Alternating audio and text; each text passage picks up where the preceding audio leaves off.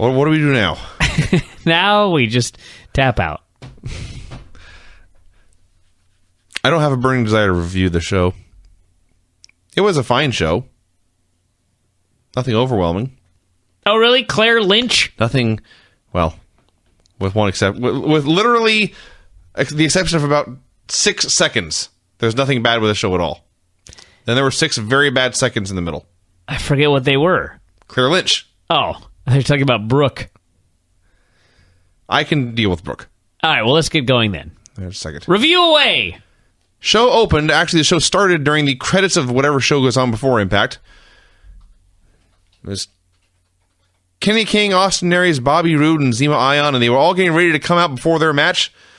And they're all in the entranceway, and they just start fighting. Which is, it actually makes sense, because in wrestling, you always see the guys come out the same door. You would think eventually a fight would start there. Lo and behold, here it was. So they brawl out onto the stage, and it's funny, you could tell the live crowd, they were waiting for like a Pyro and Pyro or Ballyhoo or an entrance song or something. But these 4 men come out and start fighting on the ramp, including the world champion, his biggest rival, and nobody reacted at all. And they brawled, and then they came down to ringside, and the fans were like, oh, I guess the show is on. And then they started cheering and hitting their spots. So they actually had a ton of time. Just went through a commercial break and into the next segment. And it was a very good old school tag match. And eventually they got the heat on Kenny. Aries got the hot tag. He ran wild. He wiped out Roode with his tope. And then King pinned Ion with basically a fireman's carry into a rock bottom. Killed the poor guy. This looked like it sucked. They made a big deal of King pinning the X Division champ.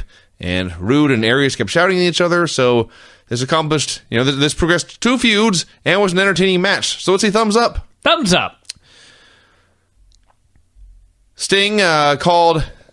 He did a pre-commercial break thing, saying he was going to call out someone.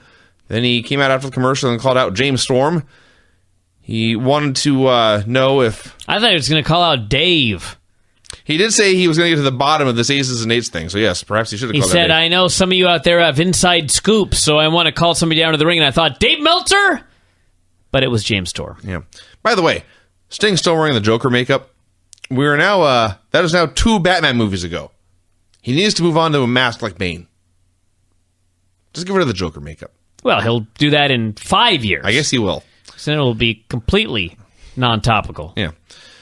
So he showed the videos of Storm not being attacked by the Aces and Eights. How about if he dresses up like Catwoman? No buys. That's distressing. Storm said the video showed cowards running away when he was coming down to kick their ass. Said he had fought Sting many times before and never needed anyone to fight his battles. Talked about Kurt Angle jumping him from behind, and he didn't whine or cry about it. He just turned around and beat Kurt's ass. So this brought Angle out. He basically repeated everything Sting had said, and then Sting left, and then Angle left, and there was no music or anything, and the fans were not sure it was over. There was an argument on the board of all places. I know you're shocked. When I had made the comment that there is no evidence whatsoever, why does anybody believe that James Storm is a part of Aces and Eights? The only thing we've got is Bobby Roode claiming that he is. And this, of course, led to people saying, well, no, Brian, last week on the show, when he ran down to the ring, Aces and Eights ran away. This is their evidence. This is what they consider evidence. So all I have to say is, if I'm ever wrongly accused, I don't want anyone from the board as a juror in my trial. Well, why haven't they attacked him yet? Well, Vinny, because they're trying to make everyone believe that he is involved, so everyone turns on him. But the point is, even if he is involved, there is no evidence whatsoever at this point. There is a logical explanation for circumstantial evidence. Everything that is poor circumstantial evidence. Yeah, you should ask Todd. He's the lawyer.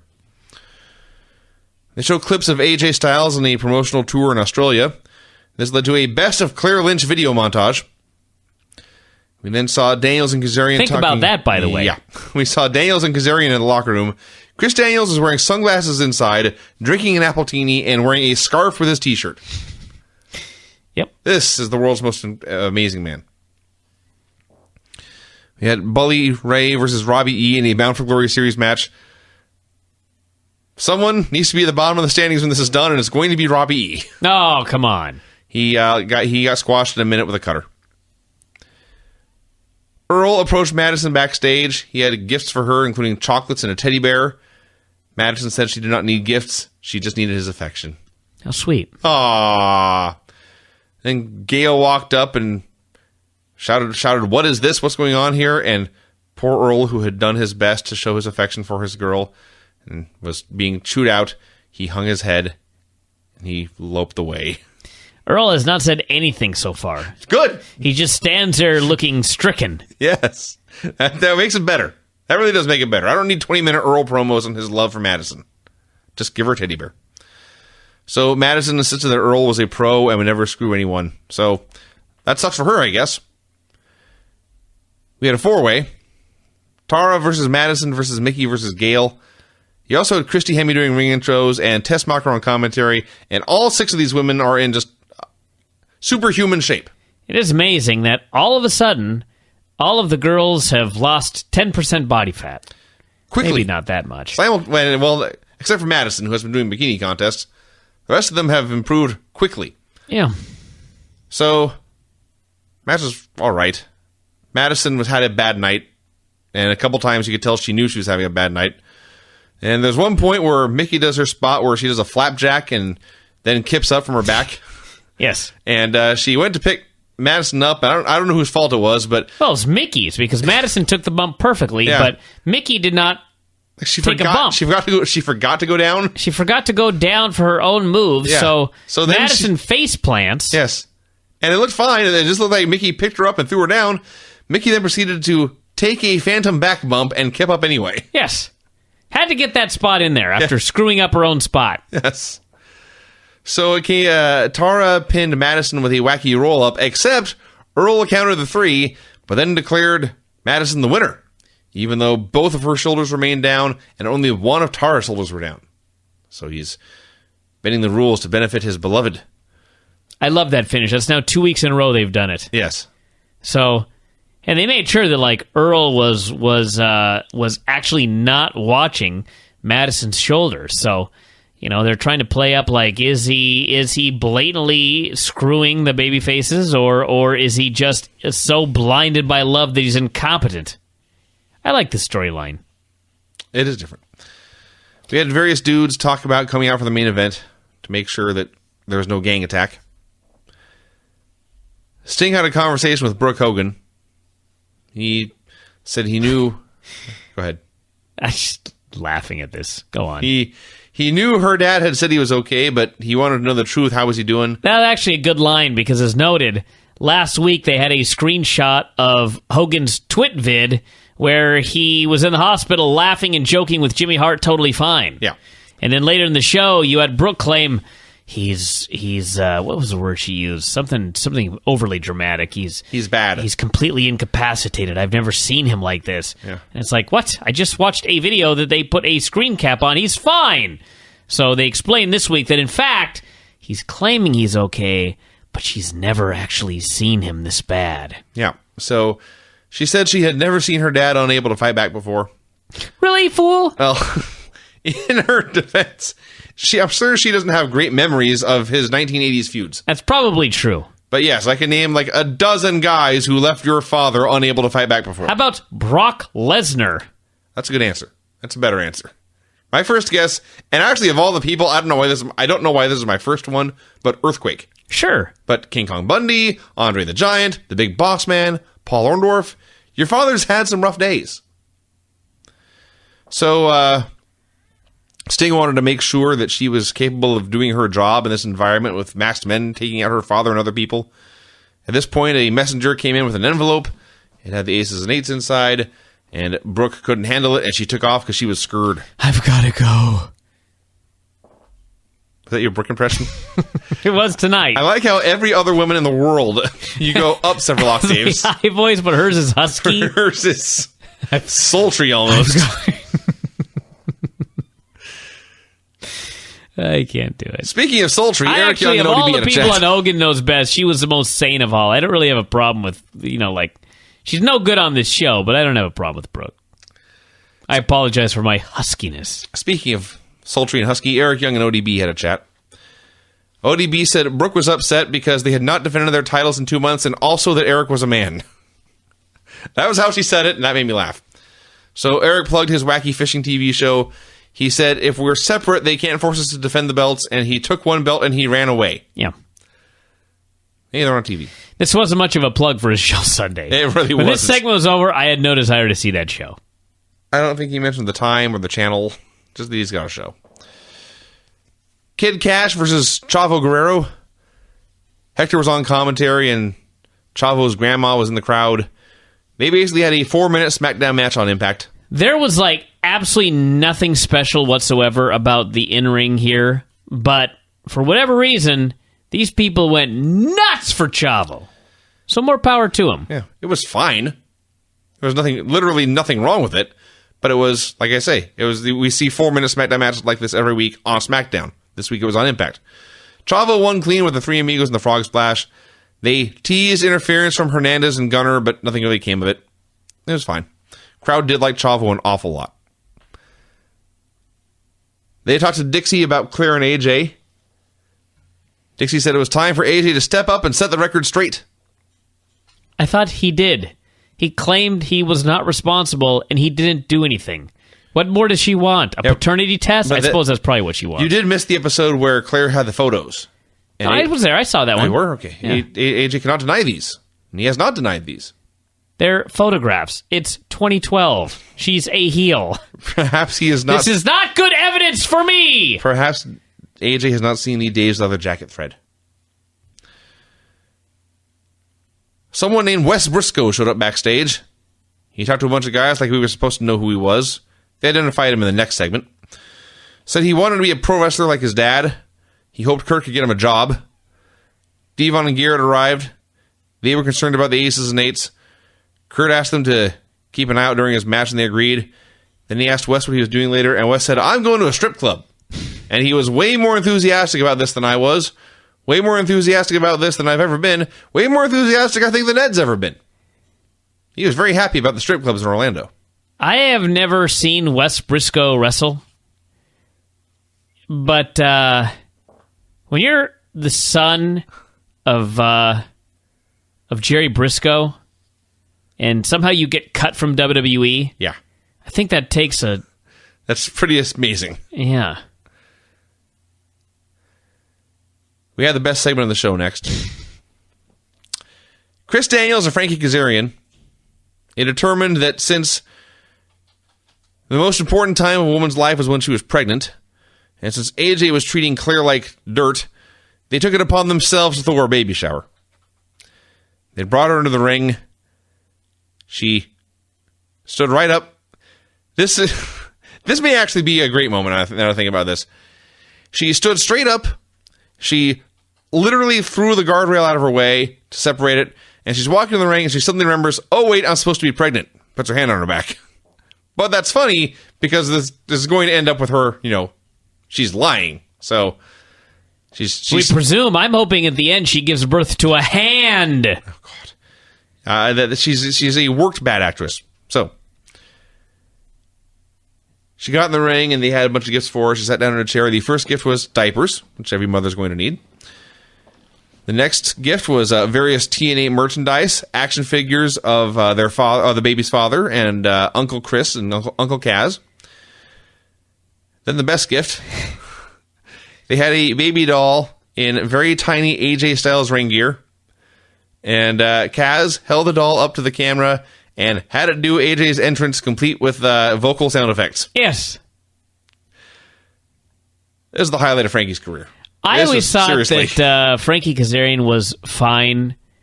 I was never overly impressed with him. I thought, looks good. He's fine in the ring. Nothing special. He never really was anything on interviews. Never really was anything much on vignettes and that sort of thing. But you shave that dude's head and you put him with Chris Daniels and magic. Yes. This is like the best Frankie Kazarian I've ever seen in my entire life. And as noted, Frankie Kazarian and Chris Daniels are my favorite tag team in the entire world. It's an incredible, incredible thing. Daniels, I've just concluded, I've said this before. I can't speak for Chris Daniels. I have never spoken to him about this, nor do I think that he would even admit it if I did. But Chris Daniels reminds me of those guys where you hit a certain age and you just don't give a fuck about wrestling anymore. But you're still making money from it, and you're still on national television. So at that point, because you no longer care, you suddenly become awesome. A great example is Dave Bautista. When Dave Bautista was ready to get the hell out of WWE, the last 6 months of his career, on his way out, he was by far the best he'd ever did because he didn't give a fuck. He just went out there and he had fun. And he was awesome. And that's how I see Chris Daniels right now. Maybe he's gravely passionate about his career still. I'm sure he's still got a fair amount of passion. I don't know. But strikes me as the guy who's just like, well, I'm just going to go out there and enjoy myself. And it's making for the best Chris Daniels I've ever seen. So more power to these two men. There was a moment here where Daniels had the mic, and he explained that the next gift was the piece de resistance. And Kazarian pointed out these fans don't know what that means. And Daniels turned to the fans and said, that means, well, I forget what he said, the prize piece, stay in school. Yep.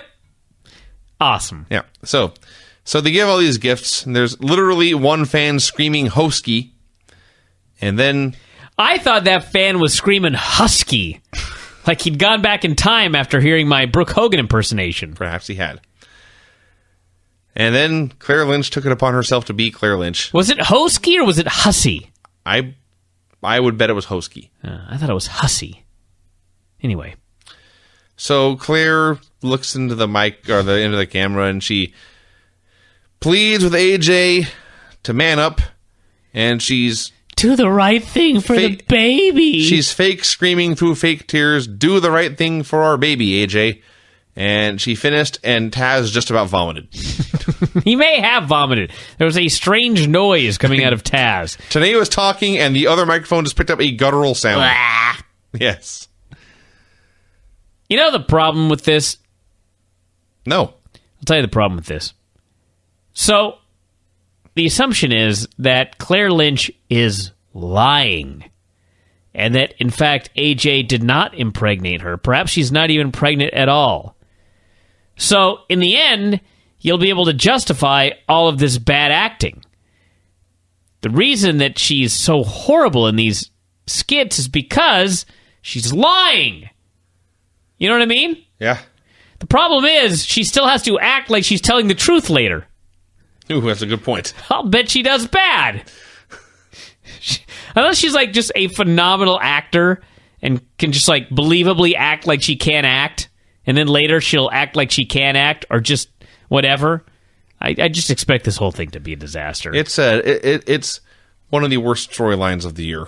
It's not even so much the storyline. I don't even have a problem so much with the storyline as I do with the woman. The woman. Speaking of, by the way, if they got like Karen Jarrett, if they got like a Karen Jarrett to play the Claire Lynch role, this would be like a phenomenal storyline. No. Because Karen Angle is awesome. You don't remember Karen Angle very well, do you? Oh, man. She was a better actress. By leaps and bounds. She would just scream like a brouhaha at the mic, but... Ironically. The story still makes no sense. Later, by the way, Chris Daniels took to Twitter. He had this to say. I'm very disappointed with the lack of compassion shown by the Impact Zone fans toward Claire Lynch tonight. A shameful display, fans. Boo! Great man. Speaking of great men, Joseph Park Esquire appeared on television. Yeah. He said backstage that he was done wrestling, but his law firm, which of course is Park, and Park, had agreed to represent several TNA guys. He saw Sting across the way. He marked out. He ran over to him, said he didn't want to keyfab him, but he did offer his legal... K-fab. Is that what he said? Yeah. I heard keyfab. He should have named his law firm Park Drive and Reverse. I think you can say kayfabe and works. Well, it's got a park in there somewhere. I see. Actually, you're right. So Sting said he already had a lawyer, but he was very impressed by Joe's black hole slam. Park was marking out and said, Sting, can I get a photo? No, you missed a key part. All right. He said, that black hole slam was textbook. Don't kayfabe me. He did say that. But Joe denied it. Joe denied whatever. He said, that's Sting my brother's had not move. said. Yeah. And he said, Sting, can I please get a photo? And Sting said, sure. And Joe took a cell phone photo, and Sting made a face, and Joe made a face, and I thought, please tell me that's on Twitter. It is! It made me so happy. A fine usage of Twitter here. So, yes. Then we had the main event, Kurt Angle versus James Storm. They showed Wes Briscoe at ringside, like a half hour after he actually appeared on for the first time. So he was Jerry's kid, a great amateur wrestler, and a champion wakeboarder. I'm sure that's true. I'm sure it's impressive. It sounds funny. So they're having this match, and one by one, guys like Sting and Devon and Bully Ray and Robert Roode showed up. Match was fine. Nothing special. The highlight was when Kurt Angle attempted a super kick, and he basically just threw his foot out in front of him. That was the goddamn worst super kick I've ever seen. In hindsight, it really was. Well, we weren't sure at the time it was a super kick, but the next spot was Storm hitting the Angle Slam. Dropping the dude right on the back of his head. Yeah, it was a bad Angle Slam, too. So, yeah, don't do other guys' moves, everyone. They're hard. So, eventually, Kurt got the ankle lock for a long time, and Storm tease tapping, but he kicked his way free and then immediately hit the super kick for the clean pin. This finish was so goofy. He's in this ankle lock for like at least a minute.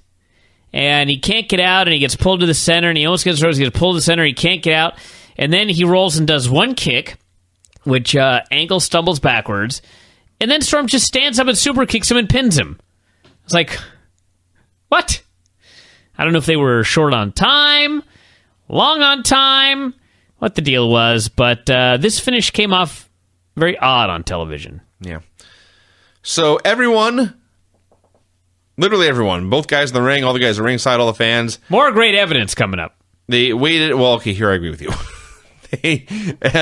They all were waiting for the other shoe to drop, and there was no gang attack.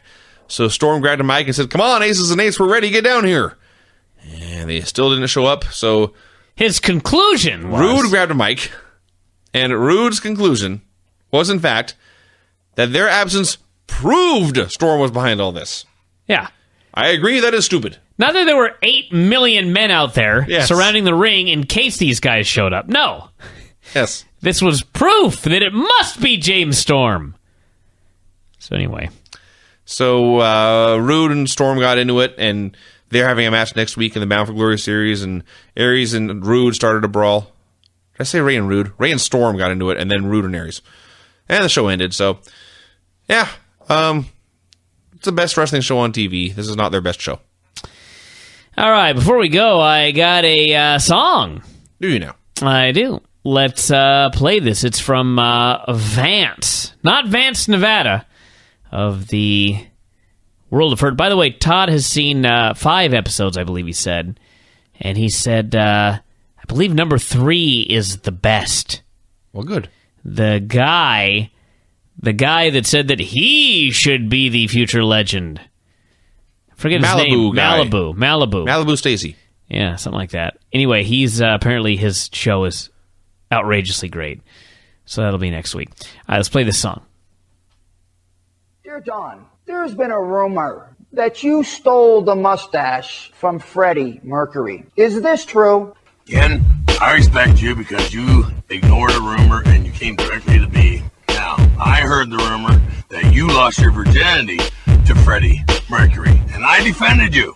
I said no. Ken Shamrock lost his virginity to a man long before he started dating Freddie Mercury.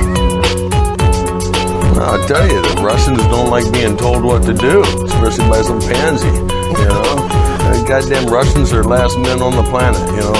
Everybody in the U.S. been feminized so bad, we ought to be carrying a purse and high heels, you know. Mr. Urge. Mr. Blonde. Mr. Fry. Mr. Urge. Mr. Blonde. Mr. Fry. Don. Hairy and strong. Don, let me ask you. Who cares if she cries and throws things at you? Look, you got the milk, why buy the cow? Get married, the woman gets mean, she gains weight, and there's no sex. Right? Happened to me. So don't do it. Run. Don, let me ask you. Hairy and strong. Run. Don, let me ask you. Well, for one, you're eating sun chips, so there's something wrong with you. 2, who cares? He's eating your sun chips. 10 years from now, it's not going to matter. You'll be successful. He'll still be on the street corner begging for sun chips. He's a loser. He's ugly. Look at him. Yeah, sponsored by Rogaine and Viagra. Hairy and strong. Hairy and hard, baby. Hear your name. Mr. Brown, Mr. White, Mr. Orange, Mr. Blonde, Mr. Fry. Hairy and strong. You retire after every match. Hell, I've retired so many times. The only person retired more than me is Terry Funk. Hairy and hard, a little cold here. My lucky charms are freezing. Maybe you forgot about me. No, Don, we can never forget about you. Well, it takes me about an hour to shave it off every morning. You got Sean Connery, you know. Yeah. He's the top. You got Tom Selleck, Burt Reynolds, Sam Elliott. Nancy Grace has got a heavy one there, too. Saw some gal so beautiful, man, I'll tell you. I'd drag my pecker in a mile of shattered glass just to stand in the shadow. Well, now, we're glad. Last guy who banged her, man. Don, we can never forget about you. It's the Ballad of Don Fry. That's tremendous. I shave it off, and it takes me an hour to shave my mustache off every morning. Yep. That is amazing. Hairy and strong. Poetry. Ballad of Don Fry. Thanks very much, Vance. To shave it off every morning. All right, everybody. We're going to wrap it up for today. To the back! He called it Granny's heel turn. Let's do Impact. Impact had one really great match, and otherwise it was a show. Bully Ray came out, talked about all the evidence against James Storm, and said this all proved he must be guilty. He must be the man behind the aces and eights. Said he would beat Storm tonight and then win his match at the pay-per-view. Storm came out, said it wasn't him, dared Ray to fight. Ray backed down, and then the gang appeared on the screen. They cut a promo with heavy voice distortion. Frankly, it was too heavy. I had to work to understand these men. But the gist of this was they vowed it to be there tonight. And Ray started screaming at Storm, and suddenly they cut to a Burger King commercial. Yeah. Very abrupt. Yeah. So the after the break... This was actually Ace and Eights were a ripoff of the Bane character before they cleaned him up. Apparently they did some screenings many months ago. I don't know and people if it was the trailer or the absolutely screeners. no idea what this man was saying. Yes. So, after the break, Pope said that he may be in second to last place, but damn it, he was going to win this tournament. Then he did not appear again on the show. He fell further behind in the next 2 hours. We had RVD versus Magnus in a Bound for Glory series match. The only thing worth discussing here really was neither of these men, but in fact, Mr. Anderson. Yeah. Mr. Anderson was out there doing commentary, and he appeared to have been given no notice that he would be doing commentary. He lost his train of thought immediately. Literally his first sentence. Yes. He said like 6 words, and he stopped, and they cut to him, and he wasn't saying anything, and he was just sitting there. Then he held his hands up, indicating, I don't know what's going on. About 5 more seconds passed, and then he made up something. They talked more. He claimed that he had been watching tapes, which is funny of itself. But watching tapes and learning submissions, Taz laughed out loud at this. Eventually, Rob pinned Magnus with a frog splash. I love when Mr. Anderson was talking about how RVD was difficult to move. For so many reasons. What irony. If it changes the man anything, is difficult to move. Join the club of every opponent you've ever had. Was he talking about Rob or Magnus? I guess I believe he was talking about Rob. Because Taz was like, sure is. That's true. He would know that better than knowing Magnus.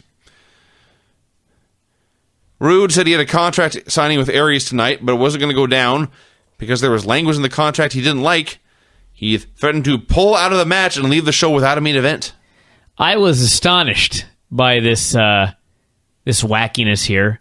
So you're the challenger for the championship, and you're threatening to pull out of your championship match? Oh, no. Yeah. We'll get into that a little bit more later. It was the poor grasp of who has the leverage in this situation. Daniels and Kazarian defended their titles against Devon and Garrett. Had a very basic tag match. Devon got pinned after a belt shot. Garrett's offense doesn't look good, but he was in the right spot for everything and didn't fuck anything up. So that's positive. Yeah. Had a little promo. The Bound for Glory series guys, they're doing a bunch of four-ways of the pay-per-view, so we got a quick promo with all of them saying something about how hardcore they were. Robbie E. was in the ring. This is great. Wanted to let us all know he had 5 points, bro. Yes. He's in last place, but goddamn, he has 5 points. He vowed to win his tables match on Sunday. He would win by putting Jeff Hardy through a table. Then he showed himself getting his 5 points by beating Jeff Hardy via countout. This is the match where Jeff brawled with Rob Terry up the ramp, and Robbie E. won, and then proceeded to throw the greatest celebration of all time, doing a series of jumping split-legged toe touches. Yes. This man is badly underutilized. Yes. The problem is it's pro wrestling, and he's a clown. Yes. So there's only so much that you can do with a clown. You can't really, push him all that hard. But they can use his clowniness better. He should be clowning around every week on the program. Yes. And on that note, he explained that he had 5 reasons Jeff would never be on his level. And I wanted to hear what his 5 reasons were. I was very sad when he got through 1. He only got 1, which was beginning number 2, and he was cut off. His one reason was that cool sweaters are better than lame wife beaters. I like the idea that Jeff Hardy came out to interrupt the 5 reasons because apparently he was so upset about reason 1. The wife beaters and the sweaters. Or he was worried that people might see Robbie E.'s point. Indeed. I better get out there before he points out how lame I am some more. Yeah.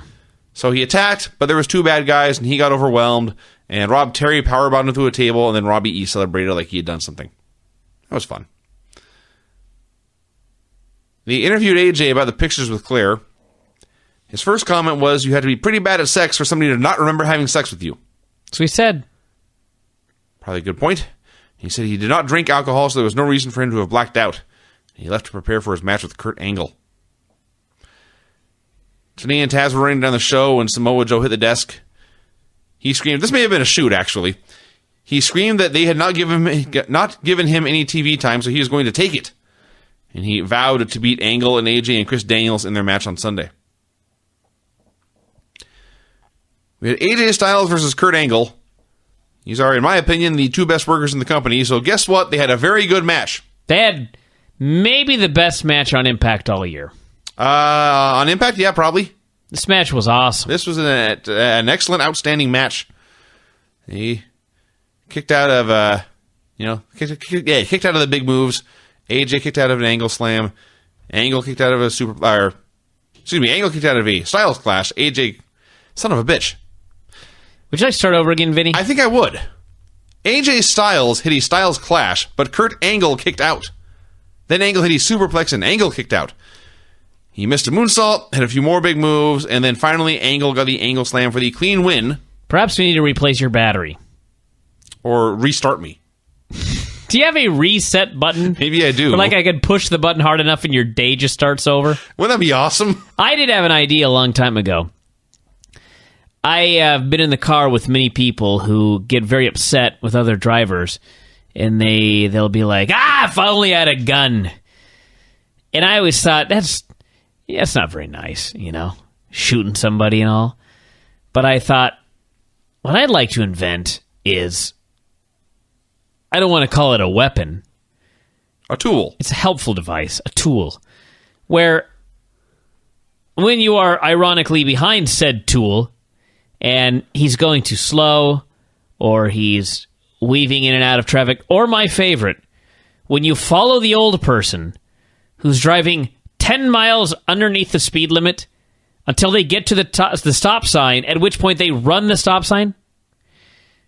You would apply this tool, which for all I know may be in the form of a ray gun, and that person would instantly have to start their day all over again.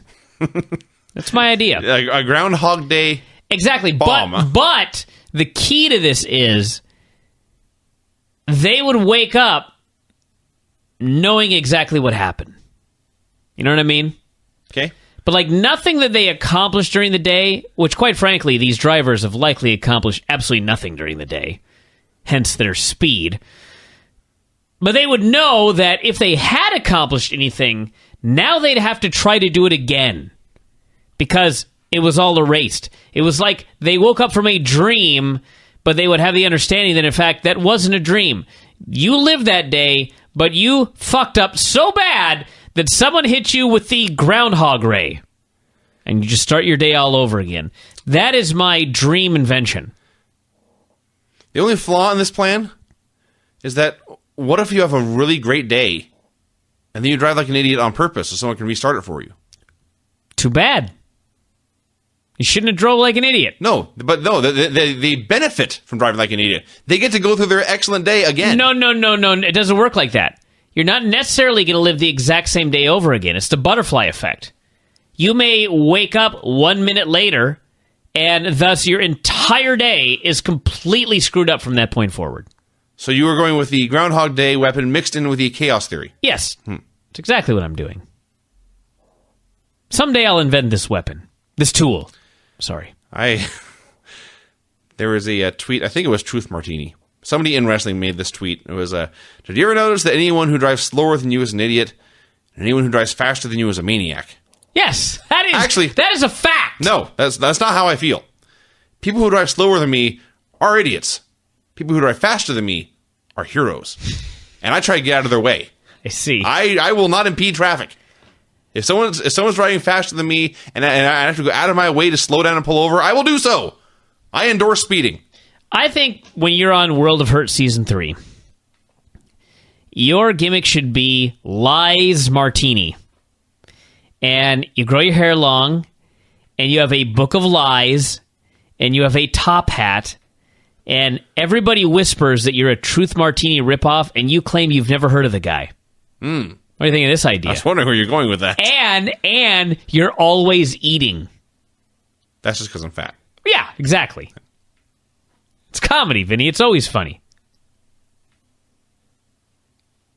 I don't win the $25? I don't think so, Tim. Tim? What are you talking about? He's the only guy that's ever called you fat? I remember earlier when I made fun of people for making obscure references? Yes. That was an obscure reference to Home Improvement. I see. I presumed it was a Tim Flowers reference. Yeah. No, that's who I'm sure pointed out many times that you were, in fact, fat. Actually, no, because when I was wrestling for him, I was much less fat. That is true. He hated my hair. That's right. He picked me for my hair. And boy, did you sure show him. Did I? That hair match. Taught him a lesson. Hate wrestling. Where the fuck were we? Kurt won. And then afterwards, Claire had been cheering for AJ the entire time and being very happy. And she tried to cheer for him as he walked up the ramp, and he gave her the cold shoulder, and she was confused and hurt. It has been discovered that Claire was a local actress who I guess had done a cooking show. Is that correct? She had done a cooking infomercial. A cooking infomercial. I made it 45 seconds into this thing. I tried many times to find out who Claire Lynch was, and I was never given this information. And now it has been discovered. And somebody claimed that she'd attempted to, I don't know how they described it, basically, tried to remove or take down websites and that sort of thing. So trying to keep herself a secret. I don't know why. Maybe concerned that this will have an effect on future gigs, which quite frankly it probably will. But yeah, she was happy here this time. Until AJ gave her the cold shoulder. She was much better at happily cheering AJ Styles than being mean or sad. Or screaming. Shrieking, I prefer. Good work. That's true. We got another garbled Aces and Eights promo implying that their next target was close. Anderson immediately went to confront James Storm, and he basically said, if you're in charge of these attacks and they hit me next, I'm going to come back and get you. Aries was on the phone with his lawyer discussing the contract details. He vowed to handle things with rude like men. Gail Kim versus Miss Tessmacher. I love the start to this match. If you don't watch Impact, I was going to say if you fast forward through Miss Tessmacher's entrance, but I can't imagine why anyone would do such a thing. But there's a spot in her entrance where she climbs up on the apron with her back to the ring, and then she takes a step forward and to the side and turns around. So she does this in her entrance in every match, and she gets in the apron here, her back's to the ring, and Gail charges to attack, and she times this perfectly, so as she's about to hit her is the moment when Brooke turns around as part of her entrance anyway, and Gail goes flying through the ropes and splats on the floor. Yes. This was comedy. Yes. Afterwards, they had a match. It was fine. It fit right in with everything else in the show. Brooke eventually won clean with her facebuster. Then Madison Rayne came out. They had a stare down briefly, and then Madison turned and planted a big wet kiss on Earl Hebner. So he's going to be the ref in their match apparently, and everyone thinks he's going to screw Tessmacher so that he can screw Madison later. Joe Park Esquire appeared on screen. Doesn't sound like the worst thing. There's worse benefits to wrestling. Joe Park Esquire appeared on screen. Always a great moment. He talked about the contract signing between Rude and Aries, how he knew this kind of thing was going to come up. He suggested things might get intense later. He compared it to one of his greatest legal victories in the case of Alvarez versus McGillicuddy. That's what we said. I was hoping at first, I was thinking of Alvarez versus McNailer. A reference to your one match in Derby City. Indeed. Sadly, it was just you versus some other person. Yeah. Beulah, perhaps. Kurt Hennig's son. I like Tommy Dreamer's wife. Or Tommy Dreamer's wife. Yes. Anyway, and he went off to find another client. I don't watch this show live. So, at about 6:20 or something like that, all of a sudden I started getting a bunch of texts and tweets, and all they said was Alvarez versus McGillicuddy. And I was completely baffled. Like, is he mad at me? Did I write something about Kurt Hennig? Is there a new character in NXT with the last name Alvarez? Why is everyone tweeting me Alvarez versus McGillicuddy? And as it turns out, he was referencing the case from 2003, which I am not at liberty to discuss. It's all Joe Park's fault. For legal reasons. But Joe saved me a lot of money. Kenny King did a sit-down... Which, by the way, speaking of Joe Park...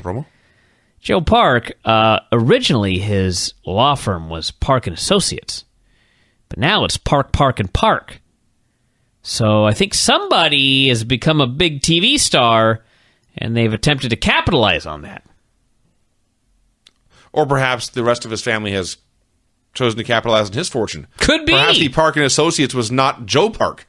Perhaps he was one of the associates, and then the other Park found out and said, well, we got to promote this man. Make him a partner. Interesting. And some other Park. Kenny King did a sit-down promo he called going to TNA the biggest risk of his career. Indeed. True. Sting came out. He invited the Aces and Eights to attack. They did not. So he called out Rude and Aries for the contract signing. Rude explained that the clause in the contract he did not like was the one that said if he lost on Sunday, he would not get another title shot as long as Aries was champion. Yes. He said, if you do not change this clause, I am going to back out of the match and you will have no main event. Now stop, everyone. Basically, this man was so angry that if he lost Sunday, he would not get another title shot, that his plan was to give up the one title shot that he was guaranteed. Am I missing something? Which then, you're suggesting he would then be left with 0 title shots? Yeah. So he was guaranteed one, and he was upset that if he lost, he wouldn't get another one. And so his protest involved not taking the one he was guaranteed. And then Austin Aries was like, fine, I'll make you a deal. I didn't quite get this. Aries proposed a verbal agreement in front of Sting and the whole world that basically whoever loses the match on Sunday will not get a championship rematch as long as the winner is champion. So it's winner take all, no rematches.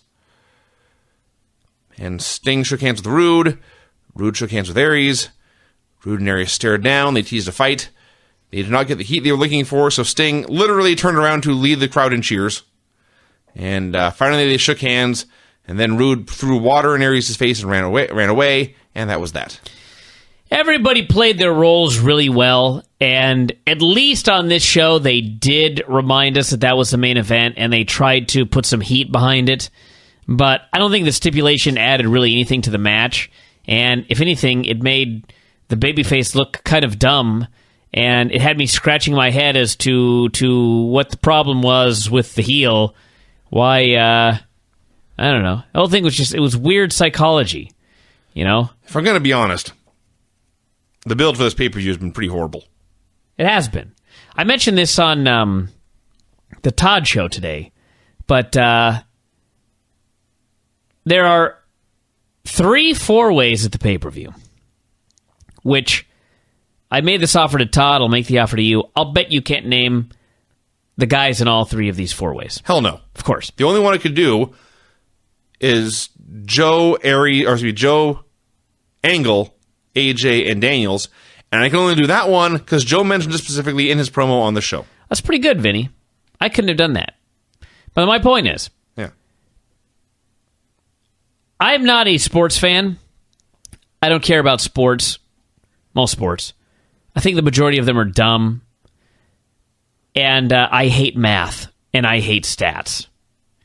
Stats, to me, as a sports fan, consist entirely of whether or not a guy has lost a bunch of matches in UFC, does he deserve a title shot? If a guy's lost 5 matches, the answer is no. If he's won 5 matches, the answer is yes. If he's won 3 and lost 2, I'll debate it based on business. So I'm a bad sports fan. But the point is, I understand that sports fans like numbers and stats, and they like to look at things. You know what I mean? Mm-hmm. So, given that, while I'm not a sports fan, I can understand many people are. If you're doing these 3 4-ways, the 4 men in each of the 4 ways, those are the 12 men in the Bound for Glory tournament. Right. And the winner is getting 20 points. Now, you could have spent the last several weeks explaining via stats why it is very important for certain people to win this match, why it might be devastating for other people to lose the match, why people should try to prevent such and such from winning the match, because if he wins the 20 points, he's so far behind, this being Robbie E., that it's just a useless, the 20 points is just wasted if this guy wins the match. You know, it's like James Storm and I think Bully Ray are neck and neck. So it's pretty important if one guy wins and the other guy loses, that guy may be so far ahead that most everyone else can't possibly catch up. Right. That's something to discuss. Yes. Or in the case of Robbie, as I noted, he's got 5 points. Okay? If he wins 20 points, he's still so far down that it's going to be impossible for him to win. So the rest of the guys on his team should attempt to prevent this guy from all costs winning, because it's just a waste of 20 points. Everybody needs these points. Some people need them more than others. For some people, it's do or die whether they get the 20 points. For some people, you don't get the 20 points, but you're still pretty damn far ahead. You could have at least talked about this a little bit, but instead they just are like, here are the 4 ways. Winner gets 20 points. By the way, here are the brackets. So that's what I feel they could have done to make this feel like a more important pay-per-view. Right now, it just feels like this is the old B show in between A shows. You know, you can skip this show because next Thursday, you're going to find out who got the points. You're going to find out the new standings. And, maybe you care about the main event. But listen, if you don't care about Bobby Roode and Austin Aries, no one's buying this show. That, unfortunately, is a fact. Yeah. And to me, this promo here, I thought, like I said, everybody played their role well, but the storyline was somewhat baffling to me, and it didn't make me any more interested in seeing these two guys have a match. I'm excited, if only for the fact that, me personally, the matches are probably going to be really good. The main event's going to be good. The four-ways are all probably going to be good, particularly the one with Joe, Angle, and, would you say Daniels and Kazarian? Daniels and AJ. Daniels and AJ. That's probably going to be an awesome match, okay? But if you're not buying the show for the work rate, and that's like 99% of wrestling fans, no one's buying this show. So we had the main event, James Storm versus Bully Ray. He had a good match, but they could not follow AJ and Kurt. Storm was doing some big-time cheerleading at the finish, and then he fucked up and lost. I can only presume, I have not been told this by anybody, but I would presume this means that Bully has re-signed. It's either that, or when the show went off the air, Aces and Eights threatened to get Bully at the pay-per-view. At which point, I guess if he hasn't re-signed, I guess they kill him, and that's the end of him in TNA. But still, that was an odd finish. I guess they needed Storm to not get more points here. So I guess it's possible he didn't re-sign, but as soon as he won this match, I presumed he had. But then when they threatened him at the pay-per-view, I presumed, well, maybe he hasn't, because that will be the end of him on Sunday. So, if you're not paying attention, the Aces and Eights appeared on screen, and they threatened Bully Ray for Sunday, and that was the end of the show. Yeah. That was Impact. Not a bad show. If you're judging it as a go-home show for a pay-per-view, it was rather ineffective. If you're judging it as a pro wrestling show, was the show good, bad, horrible? It was fine. And the Kurt Angle AJ Styles match was worth finding a replay, because that goddamn match was awesome. So we'll see what happens Sunday. That's it for today. To the back. Let's talk about the TNA show. What did you think of this show? When I sat down, you said you had heard it was a good show. And then when it finished, I thought, well, that was a thumbs in the middle show. It was mostly uneventful, one good match. Then by the time I got home, I thought, nah, thumbs down. This is not worth all the time that it cost me. I wished instead I had not watched it. So we had basically a whole lot of matches that were in the 2-star range, give or take a little bit. A really good 3-way or 4-way with Angle and company, and a main event that I guess some people really liked. I thought it was just way too convoluted and stupid. And that was it. We can go match by match. Actually, the best part of this entire show, without a question, the pregame show had a video with everyone talking about last year's Bound for Glory series and how much it sucked. And that's almost exactly the words they used. Yes. AJ could not figure out what the hell was going on last year. No idea what was going on. No idea who was fighting, how many matches he had. This year is better, he said. Sure is. Everyone had similar thoughts. Chavo Guerrero and Hernandez beat Kid Cash and Gunner. Generally fine. Kid Cash and Chavo were on totally different pages here. Just fucking up really basic moves repeatedly. Hernandez hit his Undertaker dive on the Gunner. Chavo pinned Cash with a frog splash. Crowd was totally hot for this. And actually, for that matter, I will say, we have seen pay-per-views where the Impact Zone crowd gets burned out. They really didn't on this show. Crowd was into it pretty much throughout. Someone did note, by the way, Dave was talking about Hernandez, now he needs to retire the dive. Yeah. And I was like, well, he did the dive fine a couple of months ago, and he's even lighter now, so I don't know why. And someone pointed out that the dive was actually a spot where in the middle of the dive, Chavo had to tag him in midair. Yeah. So he may have deliberately done a low dive to make the tag spot work, and he actually is fine continuing to do the dive for the time being. Wait, what? Your last sentence there lost me.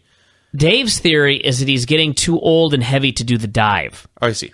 But someone pointed out that, in fact, because Chavo had to make the tag, he couldn't have run and did the highest dive possible because Chavo might not have been able to reach him. Okay, so Dave was worried that he barely cleared the ropes here and made it by. I see. And someone pointed out that, in fact, he could probably still clear the ropes just fine, and maybe better because he's lost weight.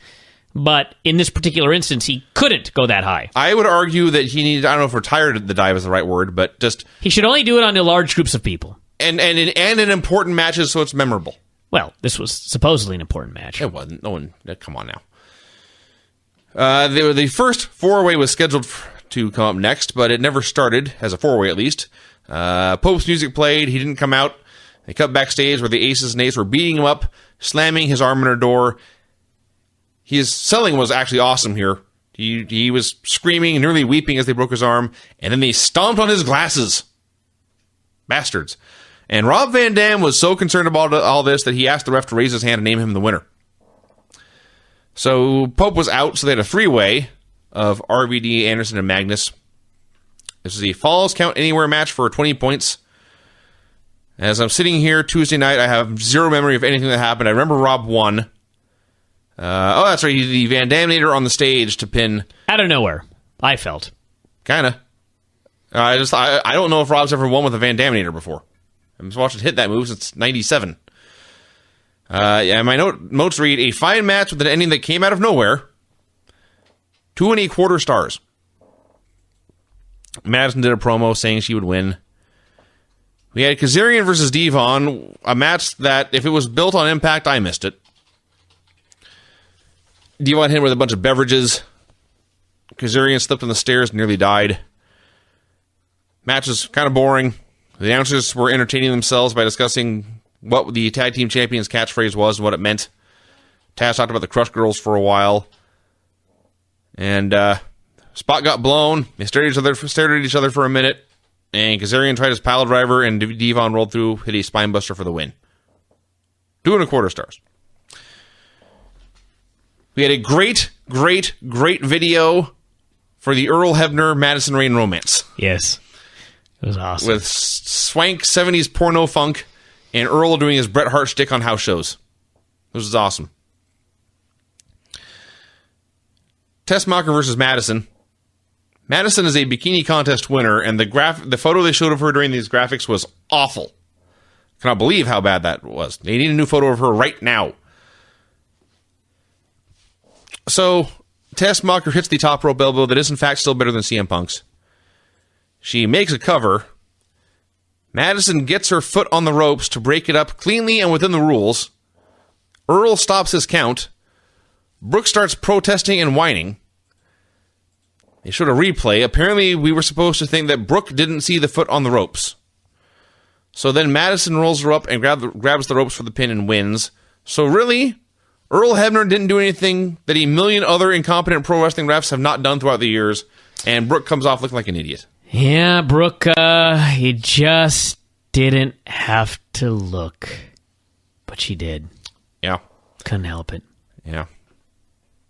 Well, yeah, it was not good, and even if it had been good, it still would have been stupid. Borash goes to interview Bully Ray. Bully Ray refused to move. He had his back against the wall, so the Aces and Eights could not jump him. So they had taken out Pope tonight, and they had already named him, so he was watching his back. And then suddenly he went into total babyface mode, daring them to attack, saying he would not be hard, he'd be the guy in the ring whipping ass. He vowed to win the match tonight and then win the title at Bound for Glory. That was weird. Yeah. So we had the 4-way tables match. Bully Ray, Robbie E., Jeff Hardy, James Storm. The first spot they did with the table was they do the spot where someone is about to go through the table and someone else moves the table. A spot I've always hated because it always looks like someone's just on the verge of getting killed. And the very first time they tried it here, Robbie didn't move the table in time. Bubba kind of went through it, and then perhaps he was a pro and working, but he was crying something about his elbow here and then at the end of the match.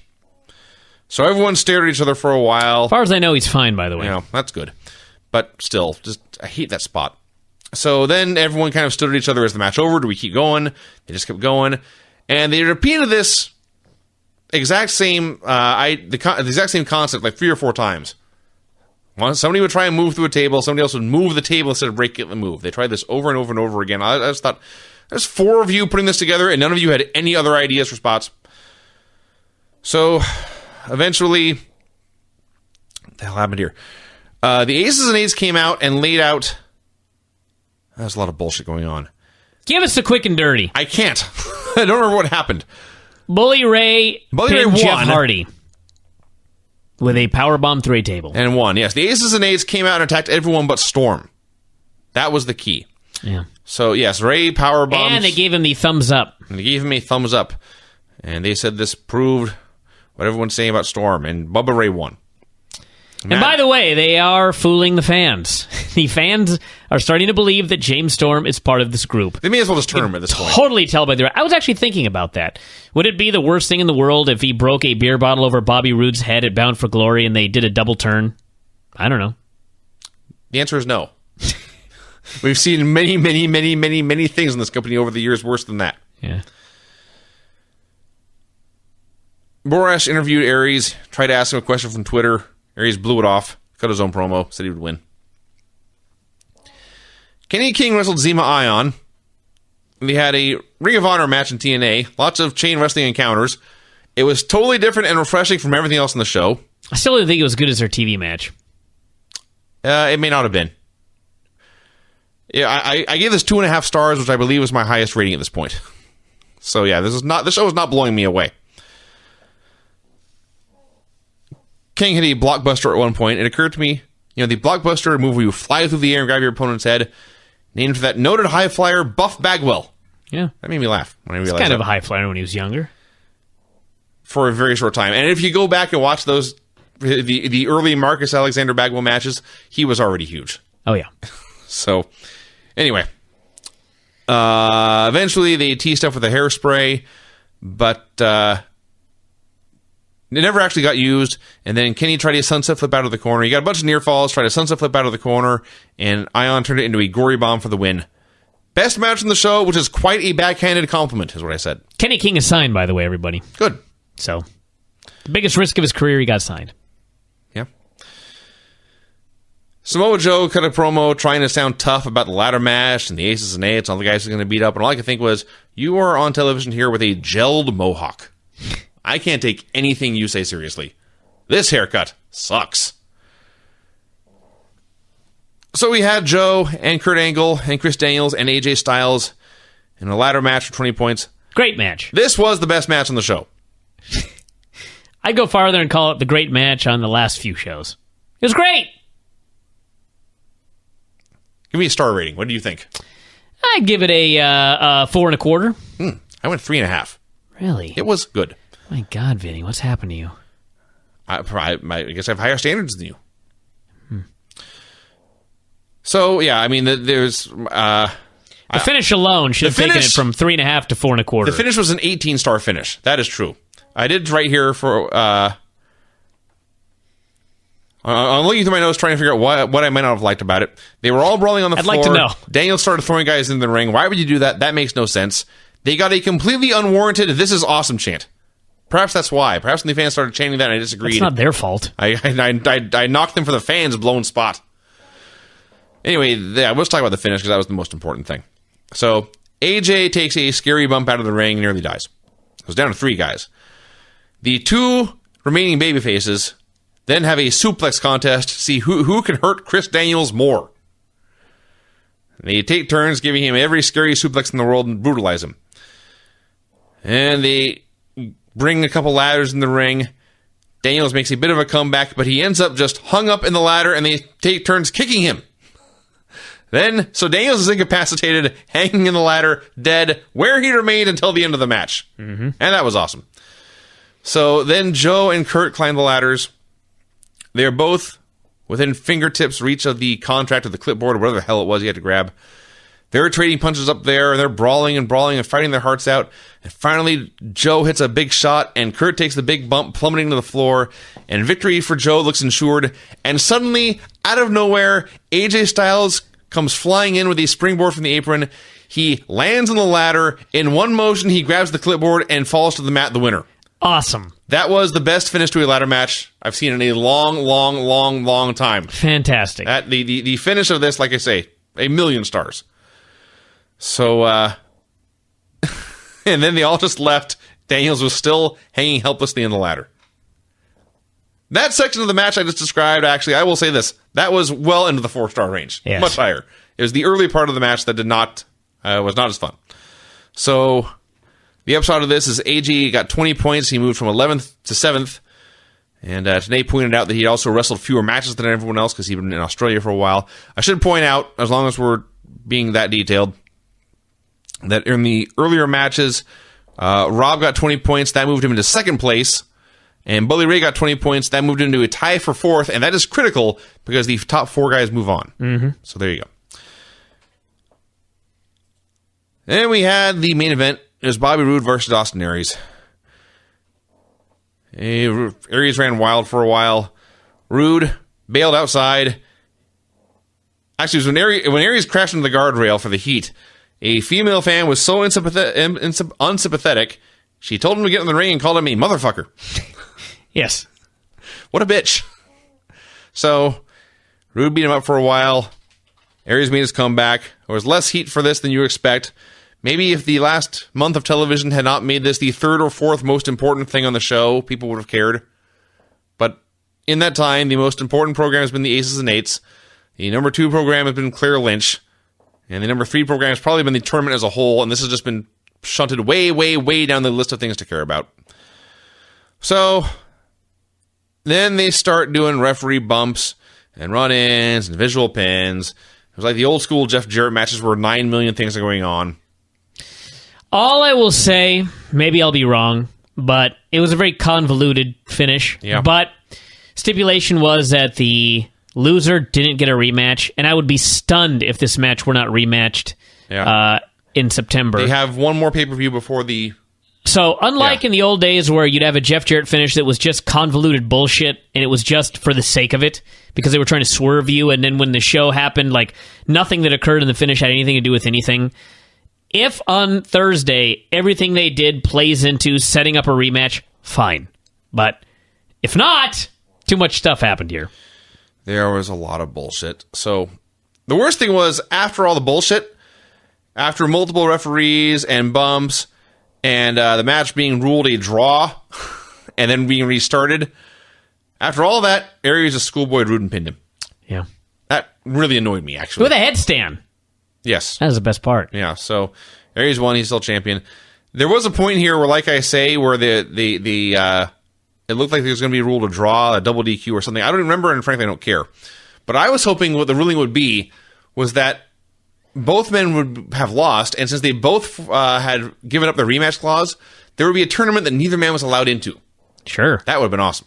Actually, it would have sucked, but been funny. You know, That's a pay-per-view.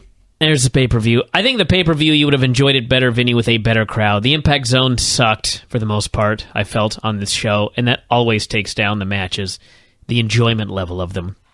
But that's just my thought. Fans weren't nearly into Roode and Aries as they were last month. No, they were not. Well, and part of that is the Impact crowd that we talked about before, and part of that is, like I say, they have. It would be easy to almost forget that match was on the show over the last month of TV. That's true. We talked about this. The last month of TV was entertaining to watch and did virtually nothing to build this pay-per-view. Taya Valkyrie is a subject of the World of Hurt review this week. It was. Lance Storm student. I'll get an update tomorrow. Taya, they announced after the show, had signed with WWE, which is true. And I don't know what the status of that is. I don't remember her being cut, but I know that she's down working in AAA. It strongly indicates she was cut. And I'm not sure what the situation is. So anyway. To the back! Sucks to be them then. What a horrible prize.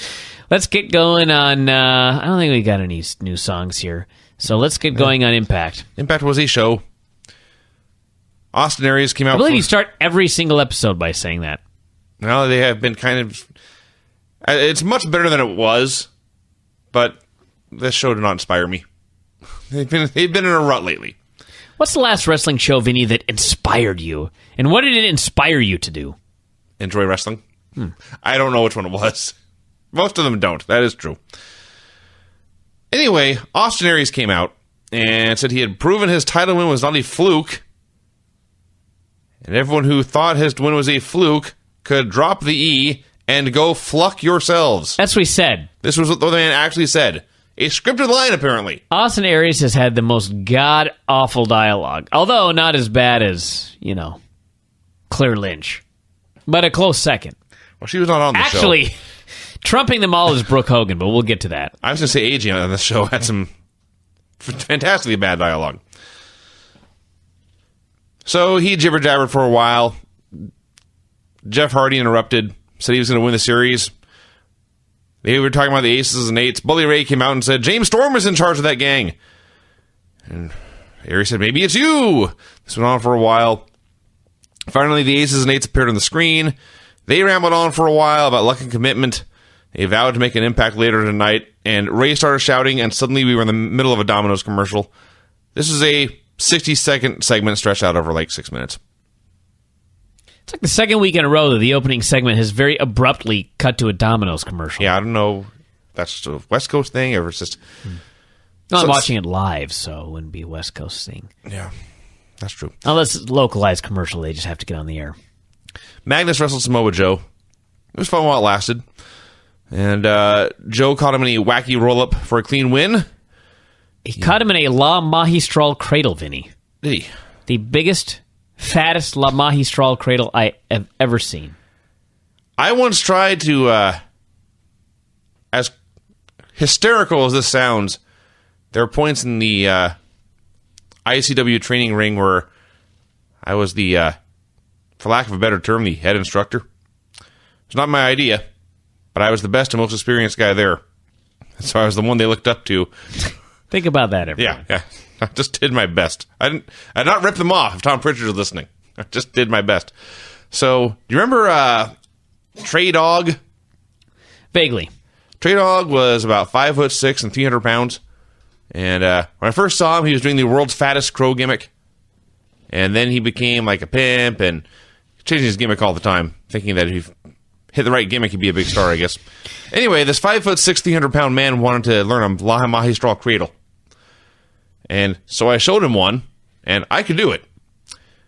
And he said, okay, I want to try that now. And I said, okay, and I got down on my hands and knees, and he scissored my arm and his legs and cradled it behind my back, and rather than roll over my back, he just dropped all his weight on my one remaining arm. This did not go well. I remember on the new Portland Wrestling, on I believe the WB down in Portland, I once had a match. You could probably actually find it on YouTube if you look around. I had a match with Moondog Ed Moretti, and for some reason we came up with the idea that he was going to hit me with an Oklahoma roll. Not me hitting him. No. Him hitting me. Yes. He outweighed me by about 150 pounds. And neither of us were quite certain exactly how to do the move. But he said, I think I can do it. And it wasn't bad. It was not an Oklahoma roll. We concluded it was a Nebraska roll. Something like that. It was a Iowa roll. Nebraska roll or whatever the roundest state is.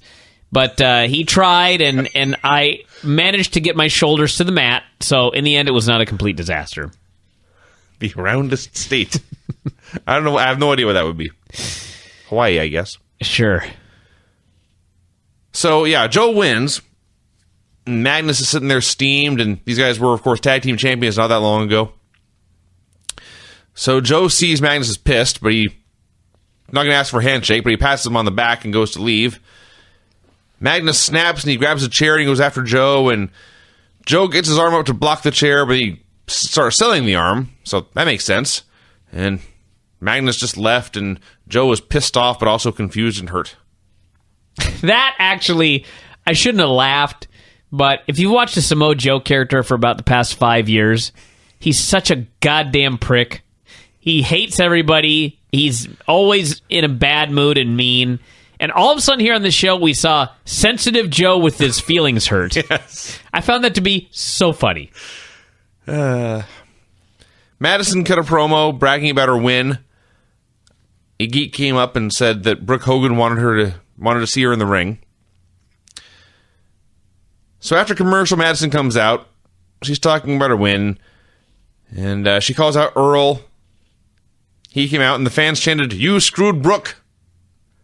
So it only took 15 years. But they found something new to chant at him. Yeah. So speaking of Brooke, out came Brooke Hogan. She was concerned about Earl's integrity. She banned him from refereeing knockouts matches. Earl and Madison were pissed. Mostly Madison, because Earl's a bad actor. So Madison talked smack and dared Brooke to do something about it. So down to the ring charged angry Brooke Hogan. Oh, my. Oh, my. This was not intimidating. I've said it before. I don't know Brooke Hogan, but I've seen a lot of interviews. I saw her on Hogan Knows Best. I saw her a little bit on Brooke Knows Best. She really comes across as like a nice girl, and That's the problem. she's in a crazy business. Her dad's nuts. Her mom's nuts. Her brother's whatever. But she seemed like the most level-headed. Actually, Hogan has always seemed rather level-headed, to be honest. But of the non-Hulk members of the family, she always seemed the most level-headed. And granted, if Hogan's level-headedness is whatever it is. There's something wrong with your level. But Brooke always seemed like the most normal and never really seemed like, anybody. I mean, I can imagine like, if she lived around the area, come over and watch pay-per-views or whatever, I wouldn't have a problem with that. I'm sure she's very nice. But she doesn't need to be on this show. This is not her thing. She's not done this. She doesn't know what she's doing. She comes off completely clueless. And having to run to the ring and run off Madison, and then worse, when she turns around and aces and eights are in the ring and she has to drop the mic and cower into the corner. This was like,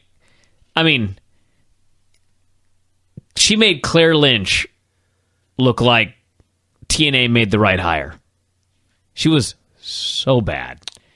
And it was even worse later when This is the amazing thing, is this is not the work of Brooke. she came out to introduce Taryn Terrell. Well, we'll get to that. We'll get to that, but this was like the worst introduction of anybody in history. Ever.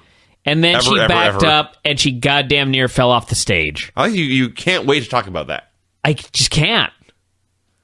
You know what it was? It was another example of, again, I don't watch this show live. So I got an email. I started to get emails at whatever time it was, 7:30 or whatever Pacific, or I don't know what time the show is I don't watch it live, but emails started coming in. It's all your fault. And I was like, what the fuck? What happened now? And so, of course, I had to go to the front page of the Observer site, and the headline was something like, Identity of Taryn Terrell. And I went, no! And sure as shit, Tiffany was on TNA. And the best part, I'm just jumping forward to this segment. Yes, you are. You had not gotten wind of what occurred on this program. No. So I said, Vinny, don't get on the internet. Because I wanted you to be in shock and awe. So, apparently you don't follow the business close enough to know anybody's real name. Because Brooke comes out and introduces Taryn Terrell. And keep in mind, everybody, this is Vince Verhei, who's been doing this for a long fucking time. And you absolutely had no earthly idea who this blonde was. Not a clue. And I was like, Vinny, look at her face. No clue. Vinny, she's horrible at her job. No clue. Vinny, listen to her screaming. No clue. When did you finally figure out who this was? I had to look it up. I went to the front page of the Observer after the show. After the show! Yes. I thought you figured out in the middle of the match because, all of a sudden you just went, oh my God. No, and I was like, that's yes, see? No, I was, oh my God, because there was horrible wrestling going on. Well, there was some horrible wrestling. And Tiffany was... she was a goddamn horrible ref. Yeah, but you know what? I'll give her credit. She was a lot better than a lot of other refs I've seen. However, why are your hands always on your knees? She was either counting or she was with her hands on her knees. She was, moving across the ring with her hands on her knees like some kind of sexy crab. I will say this, though. I have absolutely no problem with Tiffany being on TNA, and I have absolutely no problem with her refereeing in her outfit in the Knockouts matches. The highlight of the match was when someone pulled the tights, and she displayed what they had done by grabbing her short spandex and pulling them up her thigh as far as she could. Mini buys. And when Madison put her feet on the ropes and Taryn began to exert her authority, she reverted back to ECW GM. It was awesome. And then I forget what happened. Somebody won. Did Brooke win the title back? Well, let's go back in time. I absolutely, completely forgot what happened. You jumped ahead like an hour in the show. I just have to talk about it. Should I play more Tiffany clips? I don't see why not. I shouldn't, because certainly didn't help you identify her. She didn't speak hardly. All right. I'm going to find some while you talk about this. So going back in time an hour. When last we left poor Brooke Hogan, she was alone in the ring with the Aces and Eights.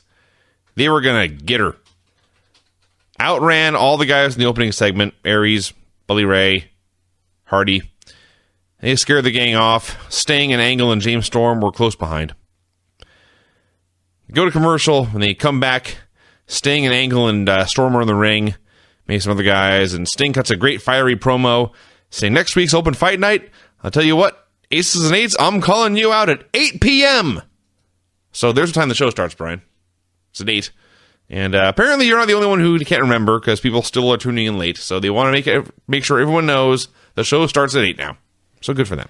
Well, I was trying to do the math, whatever it meant, Pacific. So I guess I would have 6:30 is approximately when I got these emails. I see. That'd be 9:30 Eastern. You want some Tiffany? Matter of fact, I do. This is some Tiffany. Oh, you mean a soundbite? Oh, all right. Oh, Vinny. Tiffany and CM Punk.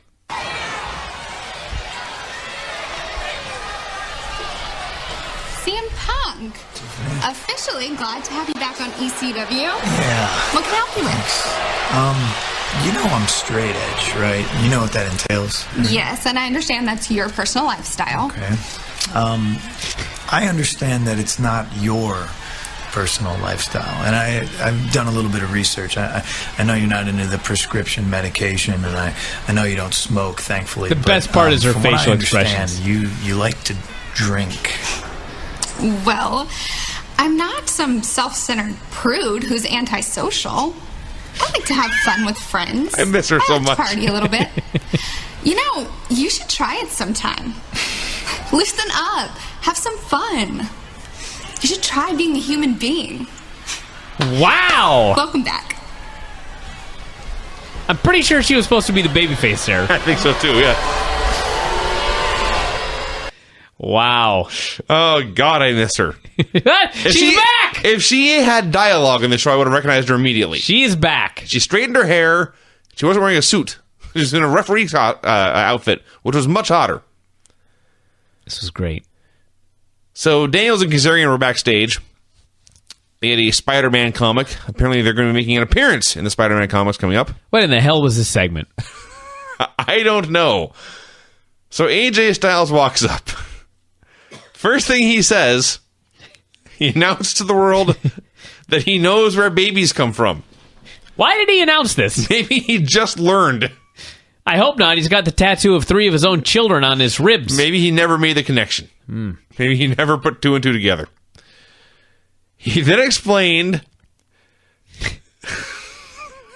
I'm still trying to figure this out. This is what he said, everyone. Don't yell at me. This is what AJ Styles said. That he would have to be drugged to sleep with, quote, a foot... Foot! like Claire. He called Claire a foot. What? A foot like Claire. He said this, and somehow all 3 men kept a straight face. A foot like Claire. Wow. I would have had to be drugged to sleep with a foot like Claire. I don't know if he's got some sort of fetish, just came out, or what? Perhaps well, what he is saying is that she was too unattractive to bang, so maybe he considers feet to be terribly ugly. Maybe she walks around backstage in a giant shoe. A foot like Claire. I would have to be drugged to sleep with a foot like Claire's. Well, that's what he said. Yep. Gets better. This is the funniest thing he's said since Stink, you're wrong. AJ always gets the best dialogue. All right, so now here's the funny thing, everyone. This is the point, not before this, but this is the point where the segment began to make no sense. So, AJ Styles said he was wrestling Daniels in the Bound for Glory series tonight. He said if Daniels beat him, AJ would accept that he was the father of Claire's baby. That is exactly what he said. If you beat me, I will accept that I am the father of the baby. Not admit or sign over, accept. He will become true to him. Now, keep in mind, he has denied this vociferously, and we're supposed to believe that, in fact, he's not the father. He's denied it vociferously in the past 20 seconds. But he is willing to accept it if Daniels beats him. Yes. Now, there's more. If he beat Daniels, he said, then I get to take a paternity test. Wow. Man, So what you a mean show me the win-win death father situation anyway. for you. Yes. So this made no sense. Absolutely no sense. Here's my Not assumption. like loser has to take a paternity test. No. He only takes a paternity test if he wins. If he loses, he must be the dad. There's no other possibility. Here's my theory on this. Please explain. They know this story sucks. And so, it sucks, and more importantly, it's beyond redemption. It cannot be saved at this point. So, the only thing they can do is try to make it so bad it's funny. That's their goal now. They're shooting to intentionally make this the worst storyline they can in hopes of generating comedy. I see. Do you have a better theory? No. Okay. I think AJ, I don't know. I don't know what happened here. A foot like Claire. A foot like Claire. Let's have a match where if you win, I will accept that I'm the father. And if I win, I'll take a paternity test. What? I don't know. So they had a match. It was filled with factual lines like when Daniels was trying to get a count-out win, Mike Tenay said with a straight face, if AJ gets counted out here, he has to admit that he's the dad. Yes. The more they said this, the stupider it got. The wrestling was really, really good. It was a great match. Yeah, it's been a long time since AJ has had anything less than a good match. So, Kaz appeared from under the ring. He tripped AJ on a suplex. He held the foot down, so Daniels got the win. But then right after the ref counted 3, he stood up, he saw Frankie on the floor, he restarted the match, and AJ immediately won with a roll-up. Mm-hmm. And then he planted Daniels with a Styles Clash anyway. Yeah. So I don't know why he didn't just win with that move, but whatever. Don't know. So that was that segment. We had a segment with Sting on the phone with Hogan. Hogan was on speakerphone so we could hear him. He vowed to be there next week when Sting called out the aces and eights. He said he was not ready to fight, but he assured Sting that he was ready to go old school. I don't know what that means. I don't care. Hardy confronted Storm in the locker room. The point was that Storm vowed to be in Hardy's match against... He vowed to be in Hardy's corner in his match against Ray to make sure the aces and eights did not interfere. Yeah. Rude came out for a boring promo. This just went on forever. He said that he lost and he gets no rematches. Wasn't this like the exact same promo that James Storm did as a babyface? Remember that? Sure. Aries, you mean? No. Remember when James Storm lost at the cage match?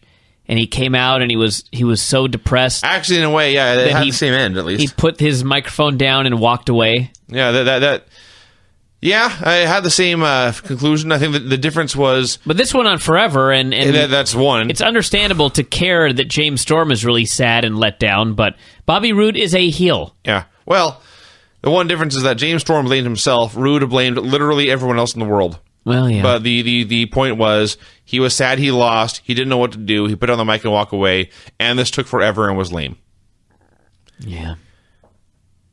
We got a preview of next week's Gut Check contestant. He talked about growing up in a terrible neighborhood in Jackson, Mississippi. Murder was a constant way of life, and finally his adopted brother was killed. He said this was his last chance in wrestling to provide for his family, and they showed pictures of his kids. This is a tragic, gripping story, and would have really made an impression on me if they had only given us his name. We did rewind, and we rewinded, everyone. Yeah, I don't think we got. There was no graphic. There was no explanation. There's just a guy. This show sucked. I take it back. This is not just a show. I hope this guy is good because the story is like, you got to hire the guy. Yeah. You know what I mean? Yeah. And this was all him walking the streets of apparently Jackson talking about it. And he like I say, obviously the story itself is a big deal, but you couldn't take your eyes off him talking about it. Yeah, this is the wrong guy to not sign. Yes. And they've signed a lot of guys, and we still have seen none of them. Yes. And girls, actually. Yeah. So here is the segment with Tessmacher and Madison. You explained everything. You explained everything that happened in this, but I'm going to go over it anyway. So Madison's in the ring. Tessmacher is in the ring. Brooke Hogan comes out. She does her full entrance for the second time in 90 minutes. Then, as noted, she did the worst job of introducing anyone ever. I believe that she said, "Here is the official Knockouts referee, Turturro." It's about like that. And immediately after saying this, she fell down. Yeah, poor Brooke. So, Taryn Terrell came out. She was Tiffany. I didn't recognize her. She has straight hair. She was a hot blonde with big boobs. That's all I cared about. She was a god-awful ref. Made herself the center of attention at all times. The wrestling was not very good. I, honest to God, did not watch a second of the match. I was fixated on Tiffany. There's worse ways to spend your day. Brooke won with a face buster, so she's champion again after one show. This was a poor segment. Honest to God, completely forgot what happened at the finish. Yeah. How about that? What the hell was the finish? Oh, yeah, it was that facebuster gimmick. A weird atomic drop into a facebuster. That's right. Thing, Yeah. We got a video from the Aces and Eights. They vowed to show up at 8 p.m. next week, but said they also had business to take care of tonight. The best part of this, there's one of these where they're all around a poker table, whatever, and there's the one guy in the center who does all the talking, and behind him, sitting on a box, is the small guy with the blonde hair, and he can't just sit there and bide his time while the guy speaks. He's got to sit there and rub his hands together because he's evil. You know, villainous. I laughed. And we had the main event. Bully Ray versus Jeff Hardy. And Storm was out there in Hardy's corner. So, of course, he got bumped. They did a double down. Aces and Eights hit the ring, but before they could do anything, out came AJ Styles and Austin Aries and a bunch of guys. So they scared him off. Hardy hit Bully Ray with a twist of fate for the win, so he gets 7 points. Ray didn't care. He stood up, started shouting at Storm, wanted to know what was going on. Storm threw a super kick at him. Ray dodged. Storm hit Hardy. Bully Ray just disappeared. So you got Hardy down in the ring. Storm standing over him, looking at him. Then the Aces and Eights appeared behind Storm doing the golf clap, and he slowly turned around, and as soon as he did, they laid him out, and that was the end of the show. Well, we think my DVR cut out. And close enough. But I do think that I don't know if this was the plan or if they switched it up after the last two tapings. But between Thursday and the pay-per-view, I mean, to me it was very clear that James Storm, the people had not figured out that he was actually a babyface. Yeah. I think that they I thought when the whole thing began, it was like, Bully Ray has no evidence. Why are these babyfaces believing this guy? But as it turns out, not only were the babyfaces believing him, but the fans were as well. And James Storm's reaction, it was just they were killing this guy. So I think they I don't know if they did. They may pull the trigger early just because they realized what was happening. But it was good to have this reveal, I think. This was the time. So next week, I guess he'll be helping out or something. Yeah. To the back! All right. I'm spent. All right, we're going to blast this Impact. It was a lousy show. It was really no good. The Aces and Eights arrived at the building. When I say they arrived at the building, the violent gang of outsiders who had savagely beaten everyone they had seen got a fancy entrance where they rode 8 abreast on motorcycles through the parking lot as their theme song played, and then they all posed for close-ups. So Sting leads virtually the entire roster down to the ring, maybe all of it. A bunch of guys were out there. He showed a photo montage of everyone the Aces and Eights had attacked. Fans were chanting, "We want Hogan." I think they said, how do they describe those still photos?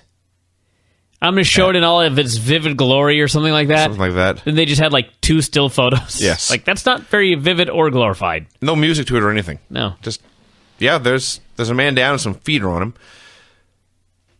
So he called out James Storm.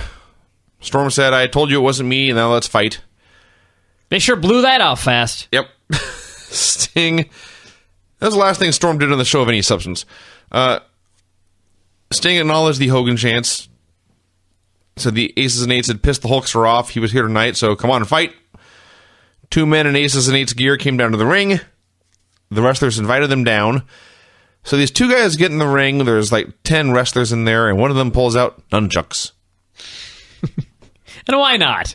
And why not? It's 2012. And little lesson for those of you who maybe watched like The Master on TV in the 80s.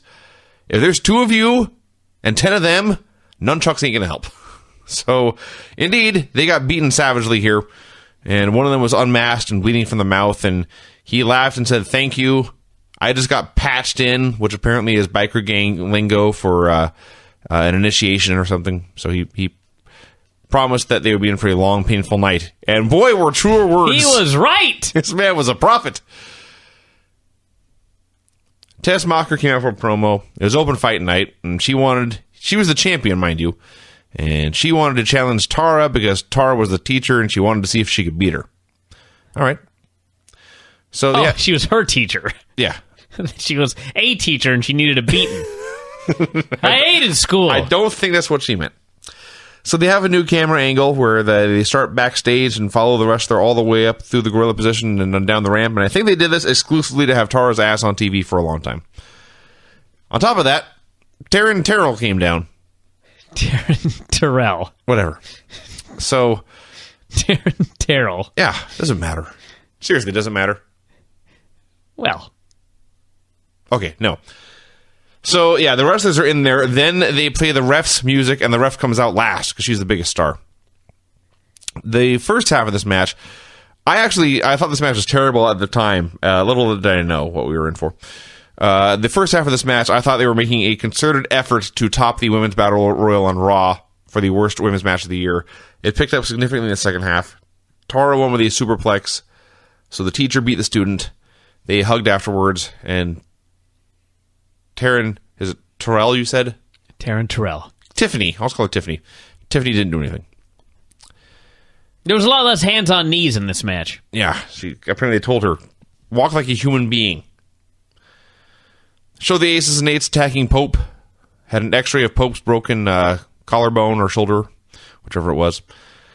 So Sting gathered AJ Styles, Robbie E, and Rob Van Dam and said, "Listen, you 3 guys never got a chance to wrestle Pope in the tournament, so you're all short one match. So you're going to wrestle each other in a 3-way for a chance to earn points." Okay, that makes sense. Cool. So we had AJ versus Robbie E versus Rob Van Dam. They explained during this match that not only did AJ agree to take a paternity test only if he beat Daniels last week, but he also agreed to learn the results of this test on live national TV during a professional wrestling show. What better time? We're taking place later on this program. So, AJ stuff still looked great. His moonsault DDT got fucked up for, like, seriously the first time ever. Although I think it was Rob Van Dam's fault, but. So you know how throughout the course of his career, RVD has always hit the frog splash and then rolled on the mat holding his own ribs? Well, he did that here. He hit the frog splash on AJ. He's rolling around holding his own ribs. And then Robbie E hits the ring and covers RVD and pins him. Yeah, he didn't steal the pin on the guy who got hit with the move. No. He stole the pin on the guy who hit the move. Can't even say stole the pin. I don't know what he did. He pinned the guy who hit the move. Yeah. RVD was pinned because he hit his own finisher. It's an odd swerve. The best part of this is that because of the shocking upset win, Robbie moves all the way up from last to next to last. Well, he's still last because Pope is out with an injury. I suppose. All right. So he moved from last to last. He passed Pope, so yes. He moved last of 12 to last of 11. So, Jeff Hardy called out Rob Terry. Fans chanted steroid at him. Why did he? Because Terry attacked him like 2 weeks ago or something. I see. It happened. I remembered. It's all right. They had a short match. Fans chanted steroid. Jeff won with the twist of fate and senton. Steroid or steroids? Probably steroids. Okay. Hard to tell. Daniels and Kazarian did a quick promo hyping the paternity test. The only reason I mentioned this was because Kazarian called AJ a redneck scrote. Sting did a very goofy promo calling out the aces and eights. He came off like a clown here in a very, very, very bad way. And then we had the paternity test. So AJ comes down to the ring to see if he has fathered a child. Fans were so concerned and taking this so seriously, they chanted, "Who's your daddy?" AJ apologized to everyone. Said he would take responsibility for his actions if it was his baby. But if it wasn't, he didn't ever want to hear from Cass and Daniels again. Borash calls out Claire Lynch, who did not come out. Instead, we got Cass and Daniels. Before you go any further, yes, got an email here, and I got the one. So yes, Kaz and Daniels had an explanation for why Claire was not there, and we had actually one of our, I can't even say just one of the listeners, one of our friends who has traveled to Vegas, Paul. He asked us to politely not mention the phrase that they used because his sister just had this for real, and his niece was deprived of oxygen and has suffered brain damage. And he's very upset with this. And so we would like to send out best wishes to Paul, as well as Emily and the entire family. And I didn't write the segment, but I apologize for the segment. I guess that's the best way to say it. It's really awful. These things are horrible. It's terrible news. It is much worse than a crappy wrestling show. But that's what we're here to talk about. So, Kaz blamed America's bullying and prison problems on AJ and other absentee fathers. Daniels explained that Claire was dealing with complications in a hospital, said it was AJ's fault because he had ignored her. Called AJ a selfish bastard when a woman appeared. She identified herself as Grace Stein.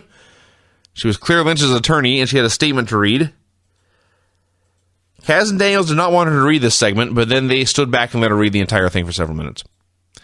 So the statement from Claire Lynch said that Kaz and Daniels had put her up to the whole thing, that she had put a drug in AJ's, quote, cola beverage, in the hopes that they would be able to blackmail AJ, said she had never been pregnant, and finally she apologized to AJ and said, "Don't worry, everyone, he's still a good man." And she and Borash left, and AJ attacked the heels, and they ran away. Besides just being offensive to people who are going through real trauma in their life, the segment was very, very, very long, and obviously, they had to end the angle somehow. But when the angle is this lame, it would have been better to show up, end the angle, and get out. Instead, they dragged out the lame angle to the lame storyline. Yeah. When the payoff is, never mind, none of this really happened, just get it done and move on. They had a brief promo with Chris Louis. He is the poor gut check contestant, I guess, that they had the awesome video package for last week. Yeah, the aces and eights walking around backstage, just fucking around. Sting shows up behind him, acts all wacky and goofy and Joker stingy, which is awful. I had a long day. I was tired. I was crabby.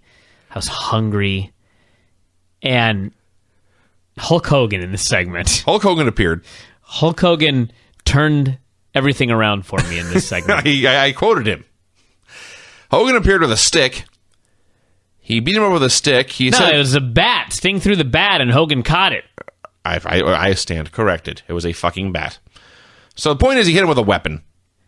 And then he said, "Rah," and "Fwa," and "Ha ha," over and over and over again. He threatened to cut their hearts out, and I believe he said feed it to his dog if they touched his daughter again. And then he continued to go, and then this is very disconcerting. Sting started giggling and gripping Hulk Hogan's biceps and marking out. Yeah, that's exactly what happened. That's what happened on this segment. I laughed uproariously during this segment. I did too, although I had a bigger laugh later. I will say, however, in all seriousness, poor Hulk. The way they shot this, if you watch this show back, maybe I'm wrong, but I doubt it. The way they shot this, they showed Hogan from behind. He swung the bat. It didn't go near anybody. They all fell down. And then he said, it's Husha, hey, Husha, and huffed and puffed. And this dude can't move. Between this and the other segment he was in. The later segment is actually much worse, I thought, because here you could barely see him at all and it was in shadow. The other one, you could see him clearly from the waist up and it was fully lit, and he's Kali-rific. Oh, it was sad. This dude is completely immobile. And they tried to shoot it to hide it, but it's kind of like, you know, the thin person who's like, I don't like this outfit. It makes me look fat. I always laugh at that. It's like, no, it actually doesn't. The only way to look fat is to be fat. And that's kind of the deal here. Like, they're trying to hide the fact that Hogan can't move, but it's like, you can't hide that. The dude cannot move at all. It's impossible to hide. And it's sad.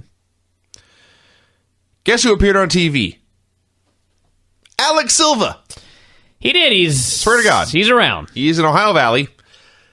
He was just there. He didn't really do anything. He talked a lot about his chance at Impact and what it meant for his career and how important it was to deliver in the ring when you got the chance. So we had Chris Louis versus Gunner. I started writing some unfriendly things about Chris Louis. And then I erased them all because I realized, you know what? I felt bad for the guy. He's doing the best he can. Yeah. I'm not mad at him. I'm mad at TNA. You can't tell me that this guy, he was so bad here that it could not possibly have been that much worse than his tapes or whatever they saw when they sent him in. And the fact that they put this guy on TV when he was in no position to be put on TV, that's on them. Everything that a wrestler can do to be on TV, he did badly. His offense looked bad. His body looked bad. He fucked up a spot and responded by jumping up and going, yeah, to draw attention to the fact he fucked it up. He was skinny fat. He got blown up in seconds. I felt bad for the guy, but oh my God, was this a horrendous wrestling match? Yeah. On live television. So Gunner pinned him. And like I said last week, they showed his story again, and I presume it's true. Maybe it's not. I presume it's true. And when you watch the story of his life and the tragedies that he's endured, the first thing you think is, well, they have to hire this guy. You know what I mean? Yeah. To not hire this guy just seems so cold. But he's so bad. He's horrendous. And I don't know. We'll see what they do next week. If they explain, because they had Alex Silva on the show, if they explain that getting a contract just means they're going to send you to developmental forever, it's not that big a deal. And clearly, because everyone's gotten a contract and none of them have come back yet. They should probably have made that clear at the beginning. Yeah. But this was not good. ODB was there. She's on the phone with Eric. Hasn't seen him in weeks. He left to get fried chicken. I'm going to just cut to the chase of what she said. She wanted him to come back with fried chicken and also to bang her. And then since he was not there, she was going to go bang someone else. Basically, yes. Mr. Anderson wrestled Bully Ray. First, I started laughing because after all these years in the two biggest companies in the nation, Mr. Anderson is still dead-weighting guys on body slams. It's amazing to me.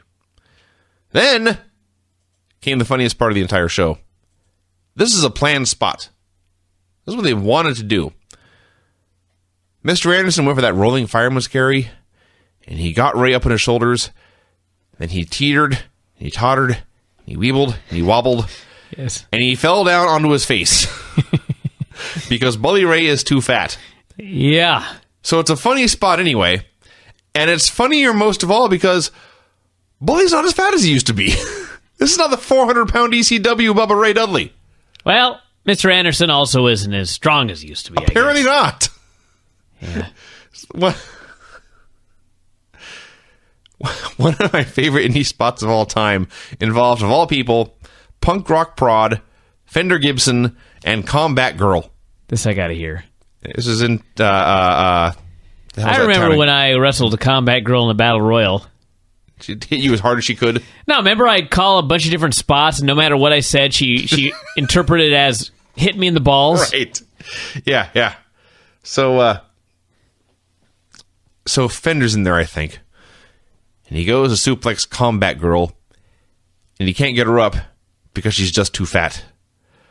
So he turns around, and he tags in his partner, Punk Rock Prod, and they try to suplex her together at the same time, and they still can't do it because she was just too fat. I was roaring with laughter. They buried all three of themselves for my own comedic amusement. Yes. Oh, God. So, anyway. So they're doing this match. They're trying to do these super dramatic near falls like it's a pay-per-view. I wonder what the hell event. ever happened to Combat Girl. I don't care. Like, was that Tim's sister-in-law or something? I think so. Yeah. I'm sure she's fine. So, in the middle of this match, they're trying to do all these dramatic near falls to make it a big deal, and they're failing. It was a forgettable Impact match. Meanwhile, in the backstage, Angle, Gunner, and Rob Terry start beating up Aces and Eights. Then it cuts away again. So Anderson eventually wins clean with a mic check. He's like in the middle of the pack in the Bound for Glory series now. Still, I'm thinking about Combat Girl. That was the name they came up with for her. Yeah. Let's put you in camo, and we'll call you Combat Girl. Yeah. Don't ask me. Wrestling back in the day. Got a video from the Aces and Eights leader. He vowed to see everyone real soon. Haven't we been seeing you all night? Throughout this show. Well, we're going to see him more. Because then it was time for the main event segment. Sting called the Aces and Eights out for what I swear was the 93rd time on this television show alone. Yeah. It occurred to me during this segment that Austin Aries had not spoken on the show. Austin Aries had not wrestled on the show. Austin Aries had not appeared on the show, except for the first segment where he was only in the background, and then this one. Bobby Roode was not on the show at all. I don't think he was mentioned at all. So the fans were chanting for Hogan over everything else. Never got him. So there's a long wait where nothing happened for a while. And then the Aces and Eights appeared. And then a giant brawl, and I use that word brawl loosely, broke out. They did some stuff. Crowd reacted like it was any other Impact segment ever. Anderson called one guy... It was funny. Anderson called one guy a bad word, and they tried to censor it and failed. So what you actually heard was, beep, fucker, beep. Oops. Yep. He got it exactly wrong. Then it showed Hogan and Storm and AJ brawling with dudes backstage. This is the part where Hogan just looked sad. Yeah. So this fight lasted days and nights. Actual wars have been fought in less time than this brawl took place. They brawled, they clubbered, they wailed on each other, they punched and they groaned, and they threw each other on the walls, and they went backstage, and they went outside, and they brawled around ringside, and they brawled in the ring. Went on and on and on and on and on, and after Christ knows how long, somehow, actually I should say this, there was like 14 guys in the ring, and 13 of them were TNA wrestlers, and then suddenly it was down to Austin Aries and 6 guys by himself. I have no idea how this happened. Where did everyone else go? I don't know. Out of the building, apparently. They may have gotten bored and taken a nap. So they bring a section of the guardrail into the ring. They put his arm through it. They whack it with a chair. He screams. Fans cheer for Hogan. They got Bully Ray instead. He came down with a chair. He chased them all off. And the Aces and Eights got on their bicycles or motorcycles. I like that. They should have come on bicycles. That would have been better. And they all drove off. That was the end of the show. Nothing good happened.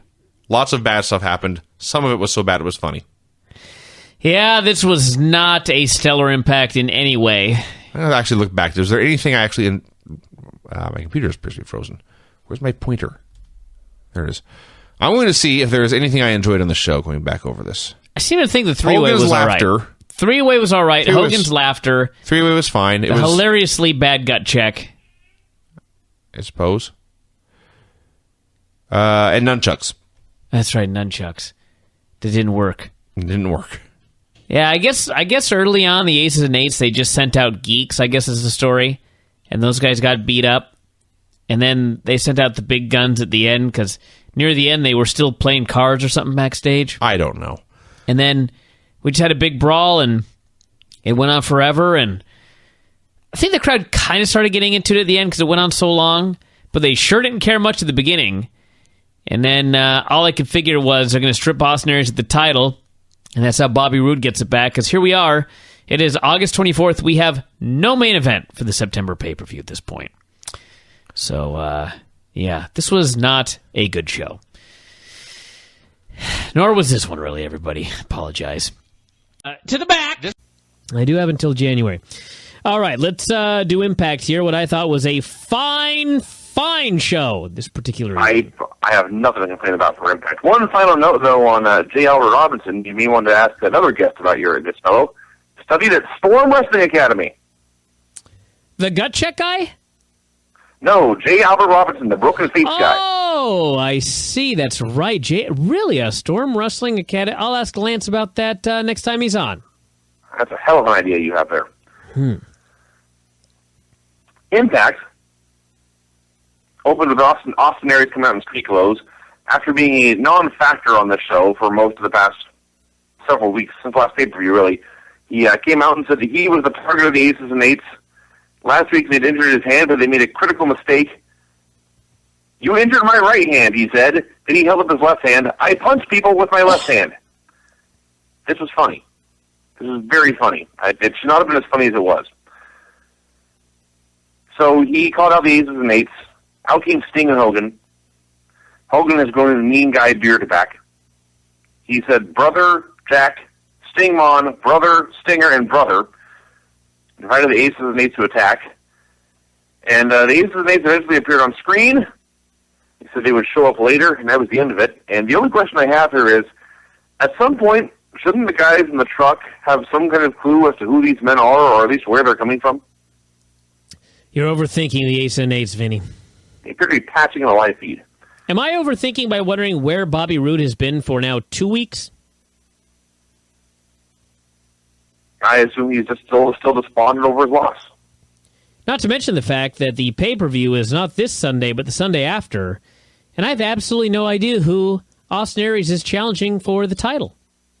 As far as I can tell, nobody. Or defending the title against, I guess would be more accurate. Yeah, I believe the pay-per-view is just the finals of the tournament. And Austin, based on this show, as we'll get to in the end, I assume he will have a fight with an Aces and Eights guy.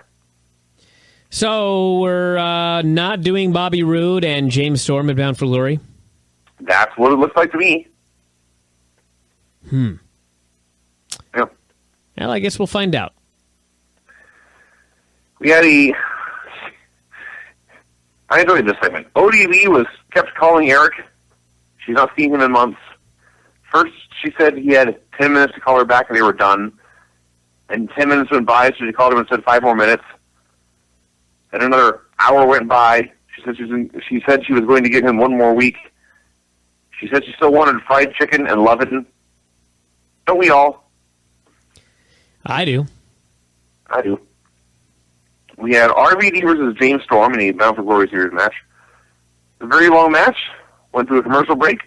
It started off a little ugly, but then it built and built, and by the end, when they were going for all the near falls, the crowd was totally into it.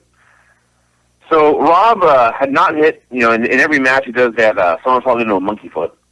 And he didn't hit that for the entire match, and he finally hits it at the end, and he launches James Storm high into the sky with a massive monkey flip. And he goes for another one, and somersaults right into a super kick for the finish. That was awesome. So this clinched the top spot in the standings for James Storm, and they said that since he was the top point getter, in the semifinals, he would get to choose his opponent. Well, unless somebody else ends up the top point getter. I thought they said he clinched the number 1 spot. Well, he did at the moment, but there's still matches left. By clinching, Brian, that means nothing can possibly happen where he would not be number 1. I realize that, Vinny, but throughout the rest of the show, they kept stating that the guy who ended up with the most points was going to get to choose their opponent, and so it would make no sense for them to say that if he had, in fact, clinched the number one spot at the end. Well, one of us is confused, maybe both of us, and that's bad for them. They failed to explain their concept. Let me check the TNA website and find out how these standings are currently. I would like to add that I was not as impressed with this match as you were, largely because RVD gets slower and slower with each passing day, and that's kind of sad. And I thought that the finish was somewhat mistimed, and particularly when they went to show the replay, and well, the I don't know if replay sucked. they screwed up or if they did this on purpose because it was mistimed, but they showed Rob doing the forward roll, and it was like frozen. The screen was frozen, and then they showed the very tail end of the kick, just, RVD falling down, no actual contact, and that was that. So there you go. That did look horrible. That part is true. Let's see here. The updated standings for... that doesn't help. I just clicked the upcoming standings, and it took me to the pay-per-view page. Hold on a second. Updated standings in the Bound for Glory series. Here we go. So, we've got Samoa Joe he has 68 points right now, and he has one match left. So if he gets 10 points, he will finish in 78, so he will be the leader. Oh, well, there you go then. And then we've got RVD, Bully Ray, and AJ Styles, it says, are the... Or wait, no, so... Styles is out. Yeah, I guess maybe this is not updated, actually. Anyway, go ahead. That may not be updated with tonight's show. That's always good to not have your website updated after tonight's live show. But yeah, by the way, that show did end, doing some math here, almost 6 hours ago. Madison came out for a promo. Taryn Terrell was also out there, just because. She did not get her own entrance this week. So Madison demanded a title match from Tessmacher immediately. Out came ODB instead. She said that Brooke Hogan had booked her to wrestle Madison. Madison said, no, referee, check her out. And they talked and talked and talked and talked, and it was the kind of thing where it looked like something went short, and he had nothing to do but try and talk and fill time. And when the match finally started, ODB squashed her in 30 seconds. All right, I got our upcoming... Actually, this... AJ is still in the running, because RVD and Bully Ray are tied. So, first place is James Storm, 73 points. No more matches. Second place is Joe with 68 points and one more match, which means he could conceivably end up in first place and get to choose his opponent. RVD and Bully Ray both have 55, so there's no way that they can end up number one, and they're tied. So, AJ Styles also has 50 points. So, I guess... You know, like minus 10 points for a DQ? I guess RVD or Bully Ray would have to be DQ'd to fall out of the standings. Or something. I don't know. I don't have time to think about it right now. My brain, it's late. I'm bad at math. Whole 9 yards. But next week we'll find out who the final four are. But Samoa Joe could end up number one. All right. There you go. So after ODB wins, who should come out but Eric Young? He had a suit on. He had fancy sunglasses. He also had a keg of beer and a bucket of chicken.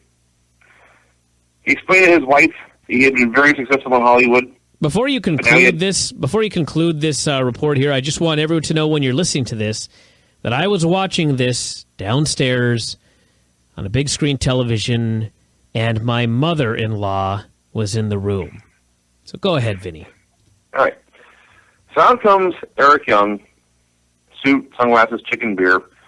He explained that he had been very successful in Hollywood, but now he had chicken and beer and it was time to go. ODB was upset. She said this is not the man she married. The fan said he wanted chicken. Eric Young proceeded to strip down to his American flag Speedos. He has disgusting back knee, so disgusting that Taz had to point it out. He called it a rash. And so there's Eric Young in his American flag Speedo, and ODB proceeded to leap into his arms and plant a big wet kiss on him, and they're a happy couple again. So this was the classic example of a moment that made you embarrassed to be a wrestling fan. Sucks to be you. Speaking of things that embarrass you to be a wrestling fan, they recapped the finish of the Claire Lynch angle. And AJ said, "I'm just glad it's all over." I'm sure Indeed. he is. Indeed. The gut check judges got together to discuss last week's debacle. Oh, my God. At no point, not for 1 second, did any of them pretend that last week's segment did not suck. They know it was horrible. They didn't try to cover up that it was horrible. They acknowledged its horribleness to the world. Pritchard tried to make excuses for putting him on TV, saying that in the photos that he'd received, the man had been in shape. They must have been old. But then he showed up out of shape and failed. Sting and Hogan met with Kaz and Chris Daniels. I love this segment. Hogan cut a promo on them, saying basically chewing them out for all they had done to AJ, and AJ wasn't done with them yet. Meanwhile, they were still his tag champs, and he was going to make them defend their belts whether they liked it or not.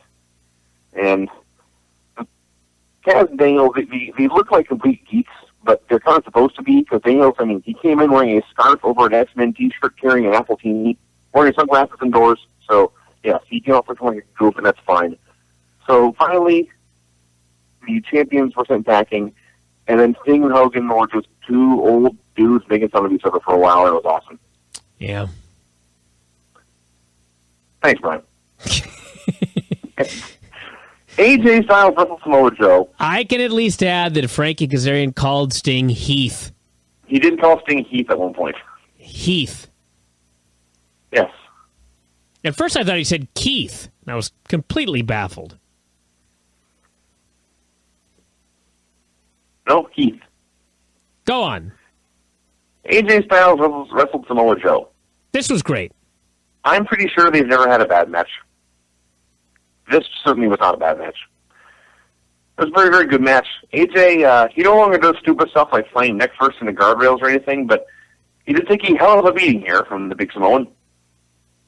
And AJ was desperate for a submission win. I think he did a submission to advance.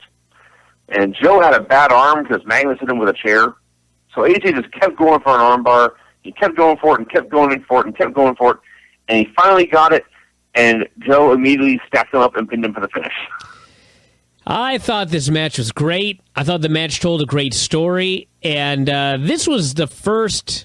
I can't say it was the first show, but this was a show where you really understood what the Bound for Glory series has done over the past couple of months, in the sense that how many times have we seen AJ Styles and Samoa Joe wrestle?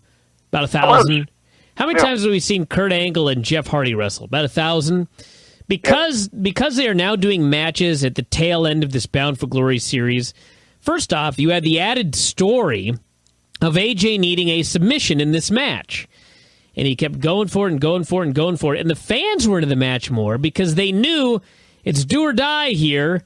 And to kind of sink his way deeper into the tournament, AJ needs this submission, and Joe is on his way to being the number one guy if he gets to pinfall here. And all of the matches on this show, all of the Bound for Glory series matches that we saw, even though we've seen them a million times, they meant a hell of a lot more this time around because of the Bound for Glory series concept. The Jeff Hardy, Kurt Angle match, I mean, flat out, it was a match where the winner makes the final 4 or 5, and the loser's out. And as a result, it made sense for them to have this crazy battle and kick out of all these finishers, and crowd is super into it and going nuts at the finish, and it is all because the Bound for Glory series, that's what happens when you do. This was not the best tournament of all time, obviously. I mean, they've had a million better tournaments in Japan and such, and last year's tournament obviously was a complete disaster. But if you even do a tournament mildly well, and this was actually done better than mildly well. They did a good job with this tournament. it really makes the matches at the end of the tournament really mean something. And I think there are things they could have done a little better. And next year, I'm sure they're going to make some changes. They made some changes, from day one through today. Obviously, they made some changes. But the Bound for Glory tournament this year has been a success. And this show was a great example of that. We're coming down to the wire, and so people are really, really caring about matches. And the stories of the matches make more sense because there's meaning to the matches now. So I thought this was great. I thought all the matches on the show were great, both in the ring and the stories they told. And this was 2 thumbs up. My biggest complaint about Raw and SmackDown, at least on the last show we did, was how wins and losses don't ever matter. And even when a surprising guy wins, the loser still ends up on top at the end of the show. That did not happen on this episode of Impact, and that has not happened in TNA in a while. There is a winner of each segment, and that winner ends up, the decisive man on top. We'll get to Aries in a while, but it happened throughout all of these matches. Wins and losses mattered a lot, and they mattered throughout the tournament. So yes, the tournament as a whole gets a hearty thumbs up. It was time for the gut check decision. All I got to say about this is if Lila Lodge felt bad about World of Hurt, she can sleep easy now. Someone else has it worse than her. Oh, my God, this poor guy. I remember when this guy, they showed like his life story, and he's talking about, he's all this trials and problems in his lead, shootings for crying out loud. And after watching, it was like, there's no way they can cut this guy after telling the story. I was wrong. Boy, was I wrong. Not only did they cut this poor guy, they buried him 6 feet under. They told him to get out of the business in as polite a manner as possible. It wasn't even like one guy said yes and one guy said no. It was like, one judge said no, the other judge said no, get out of the business, and that was it. Didn't even have to go to the third guy. They had this guy, his whole horrible life story, and then he had his horrible match last week, and he comes out. I don't know if this is his idea. He had to know that his odds here were slim. But he comes out and he says hi to his wife and infant in the front row. And he gets in the ring. And the inevitable happens. They told him the truth. And as soon as he got a second no, they cut right to his wife and child. And I just thought, you assholes. Not so much for cutting him, because he did not deserve the contract, but you didn't have to cut to his family at that moment. That was a dick move. Well, I'm sure let's not fall for too much of this. I don't know what's what. Well, speaking of dick moves, Joey Ryan was there. He had a megaphone in the crowd. Said this is all a farce. They were playing God with a man's career. He threw a drink in Al Snow's face. Yes, they are. That's what all bosses do. That's also true, actually. Is that not? Yes, your boss plays God with your career. He's the boss. He threw a drink in Al Snow's face, and Al Snow and Brother Love chased him through the crowd. I want this storyline to go somewhere now. Well, it's been like 6 months. Hogan and Sting met with Joe Park Esquire. He said they could bring criminal charges and civil lawsuits against the Aces and Eights. They determined they needed his help and sent him to investigate. Are you there? I am here. I got a baffling email as you were reading that. All right. I presume this can only be spam, but it's sent directly to me. It says here, the subject line, will you create a forum for the website? And the email says, hi, I got this idea. I was wondering if you're going to create a discussion forum for the website. You might have noticed that many websites have one. What I've noticed is a forum will do 2 things. It will make people come back to the website more often, because they will be able to start discussions themselves, not just watch and listen. People will bring more people to the website for you, because they will write tons of interesting content that will point back to the website. I know how forums work, and have an easy way to create one if you need any tips. I've created a couple myself. What do you think of this idea? Huh. A link? Well, I think he wants me to just email him back. Fascinating. I need to find out if this person's a subscriber. You go on, and I'm going to investigate this situation. I'm going with badly written spam. Yeah, but there's no link to it. That's the baffling part about it. That's the badly written part. I see. Yeah.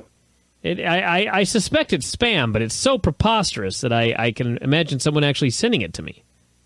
All right, go on. Kurt Angle had a great match with Jeff Hardy. It did the full entrances and intros like this was a pay-per-view main event. As noted, the loser of this match was out of the tournament. The winner survived at least another day. They only went about 8 minutes, but they packed a ton of wrestling in that 8 minutes. They hit all their moves. They kicked out of everything.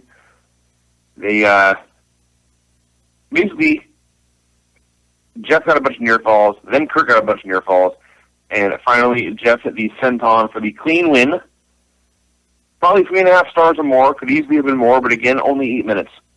So, match is over. Jeff he wins, actually hit 2 sentons. It was the second senton that finally did Kurt in after he kicked out of literally everything under the sun, both guys. I thought this was like the best 8-minute match you could possibly have. It's up there. I don't know how they could have done better with the time they had. So, Angle is out of the tournament now. He's been beaten cleanly by this man, and he's leaning against the ropes, and he's somber, he's sullen, he has failed, and he's very disappointed in himself. And Jeff's kind of waiting for him to turn around, and instead Angle just left without ever looking at Hardy. So, Borash brought out the final 5. James Storm is in first place, and he's out of matches. Next week, it's Bully Ray versus Rob Van Dam, and Samoa Joe versus Jeff Hardy.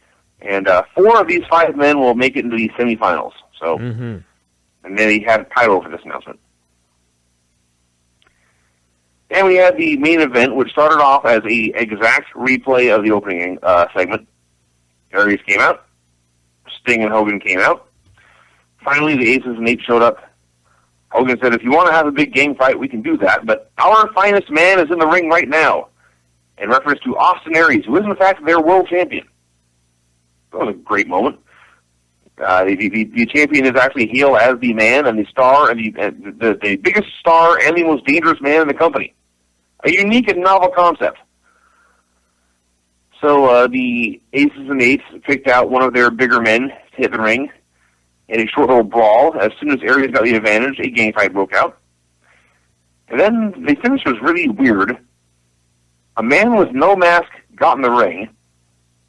Then he put a mask on or pulled his shirt over his face or something. He hit Aries with a slapjack, and they all ran away. Yeah. That was the end. I want to know where Aces and Eights is going, because it's really missing something right now with me.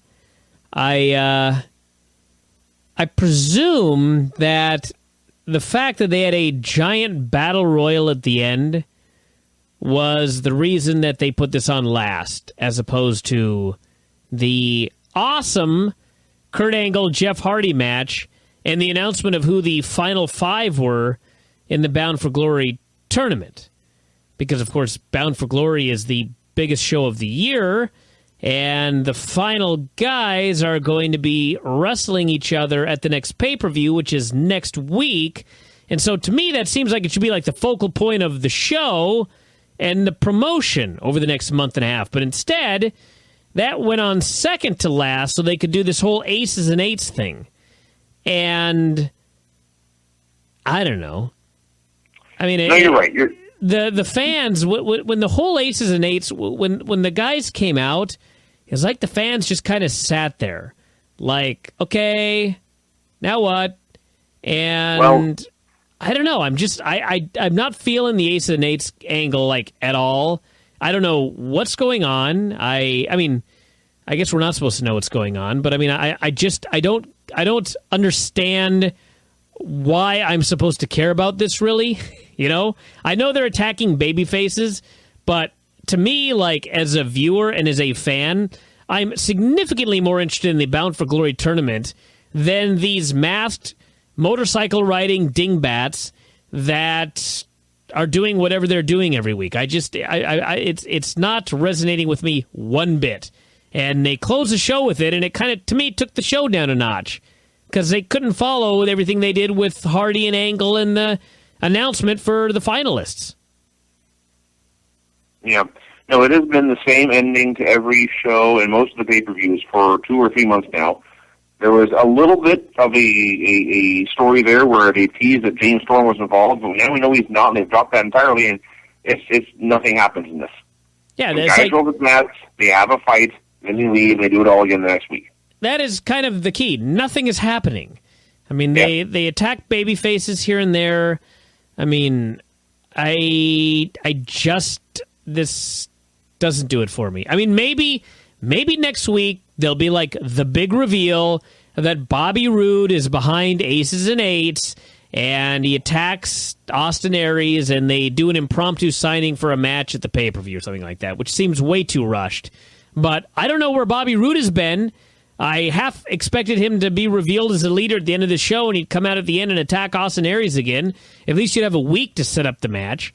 But instead, it's just like a bunch of guys, nobody knows, comes out, we have a big brawl, and they disappear. You know, where's security? Where are these guys at? You know, what? I'm not feeling it, but we'll see. They've devoted a lot of time to it, so I presume they have a plan, and hopefully it's better than the Claire Lynch plan. So that was Impact, everybody. That was Impact. I still don't know what's up with Devon. I presume he's gone. I have not got that confirmed, but he seemed to indicate he was gone, and I kind of half expected it to be a swerve and he would be on the show today, but he was not on the show, so it looks like his contract was coming due, and nobody thought it would be a good idea to take the television title off of him, and now he is left without losing the belt. So that's not good, but I guess we'll see what happens. So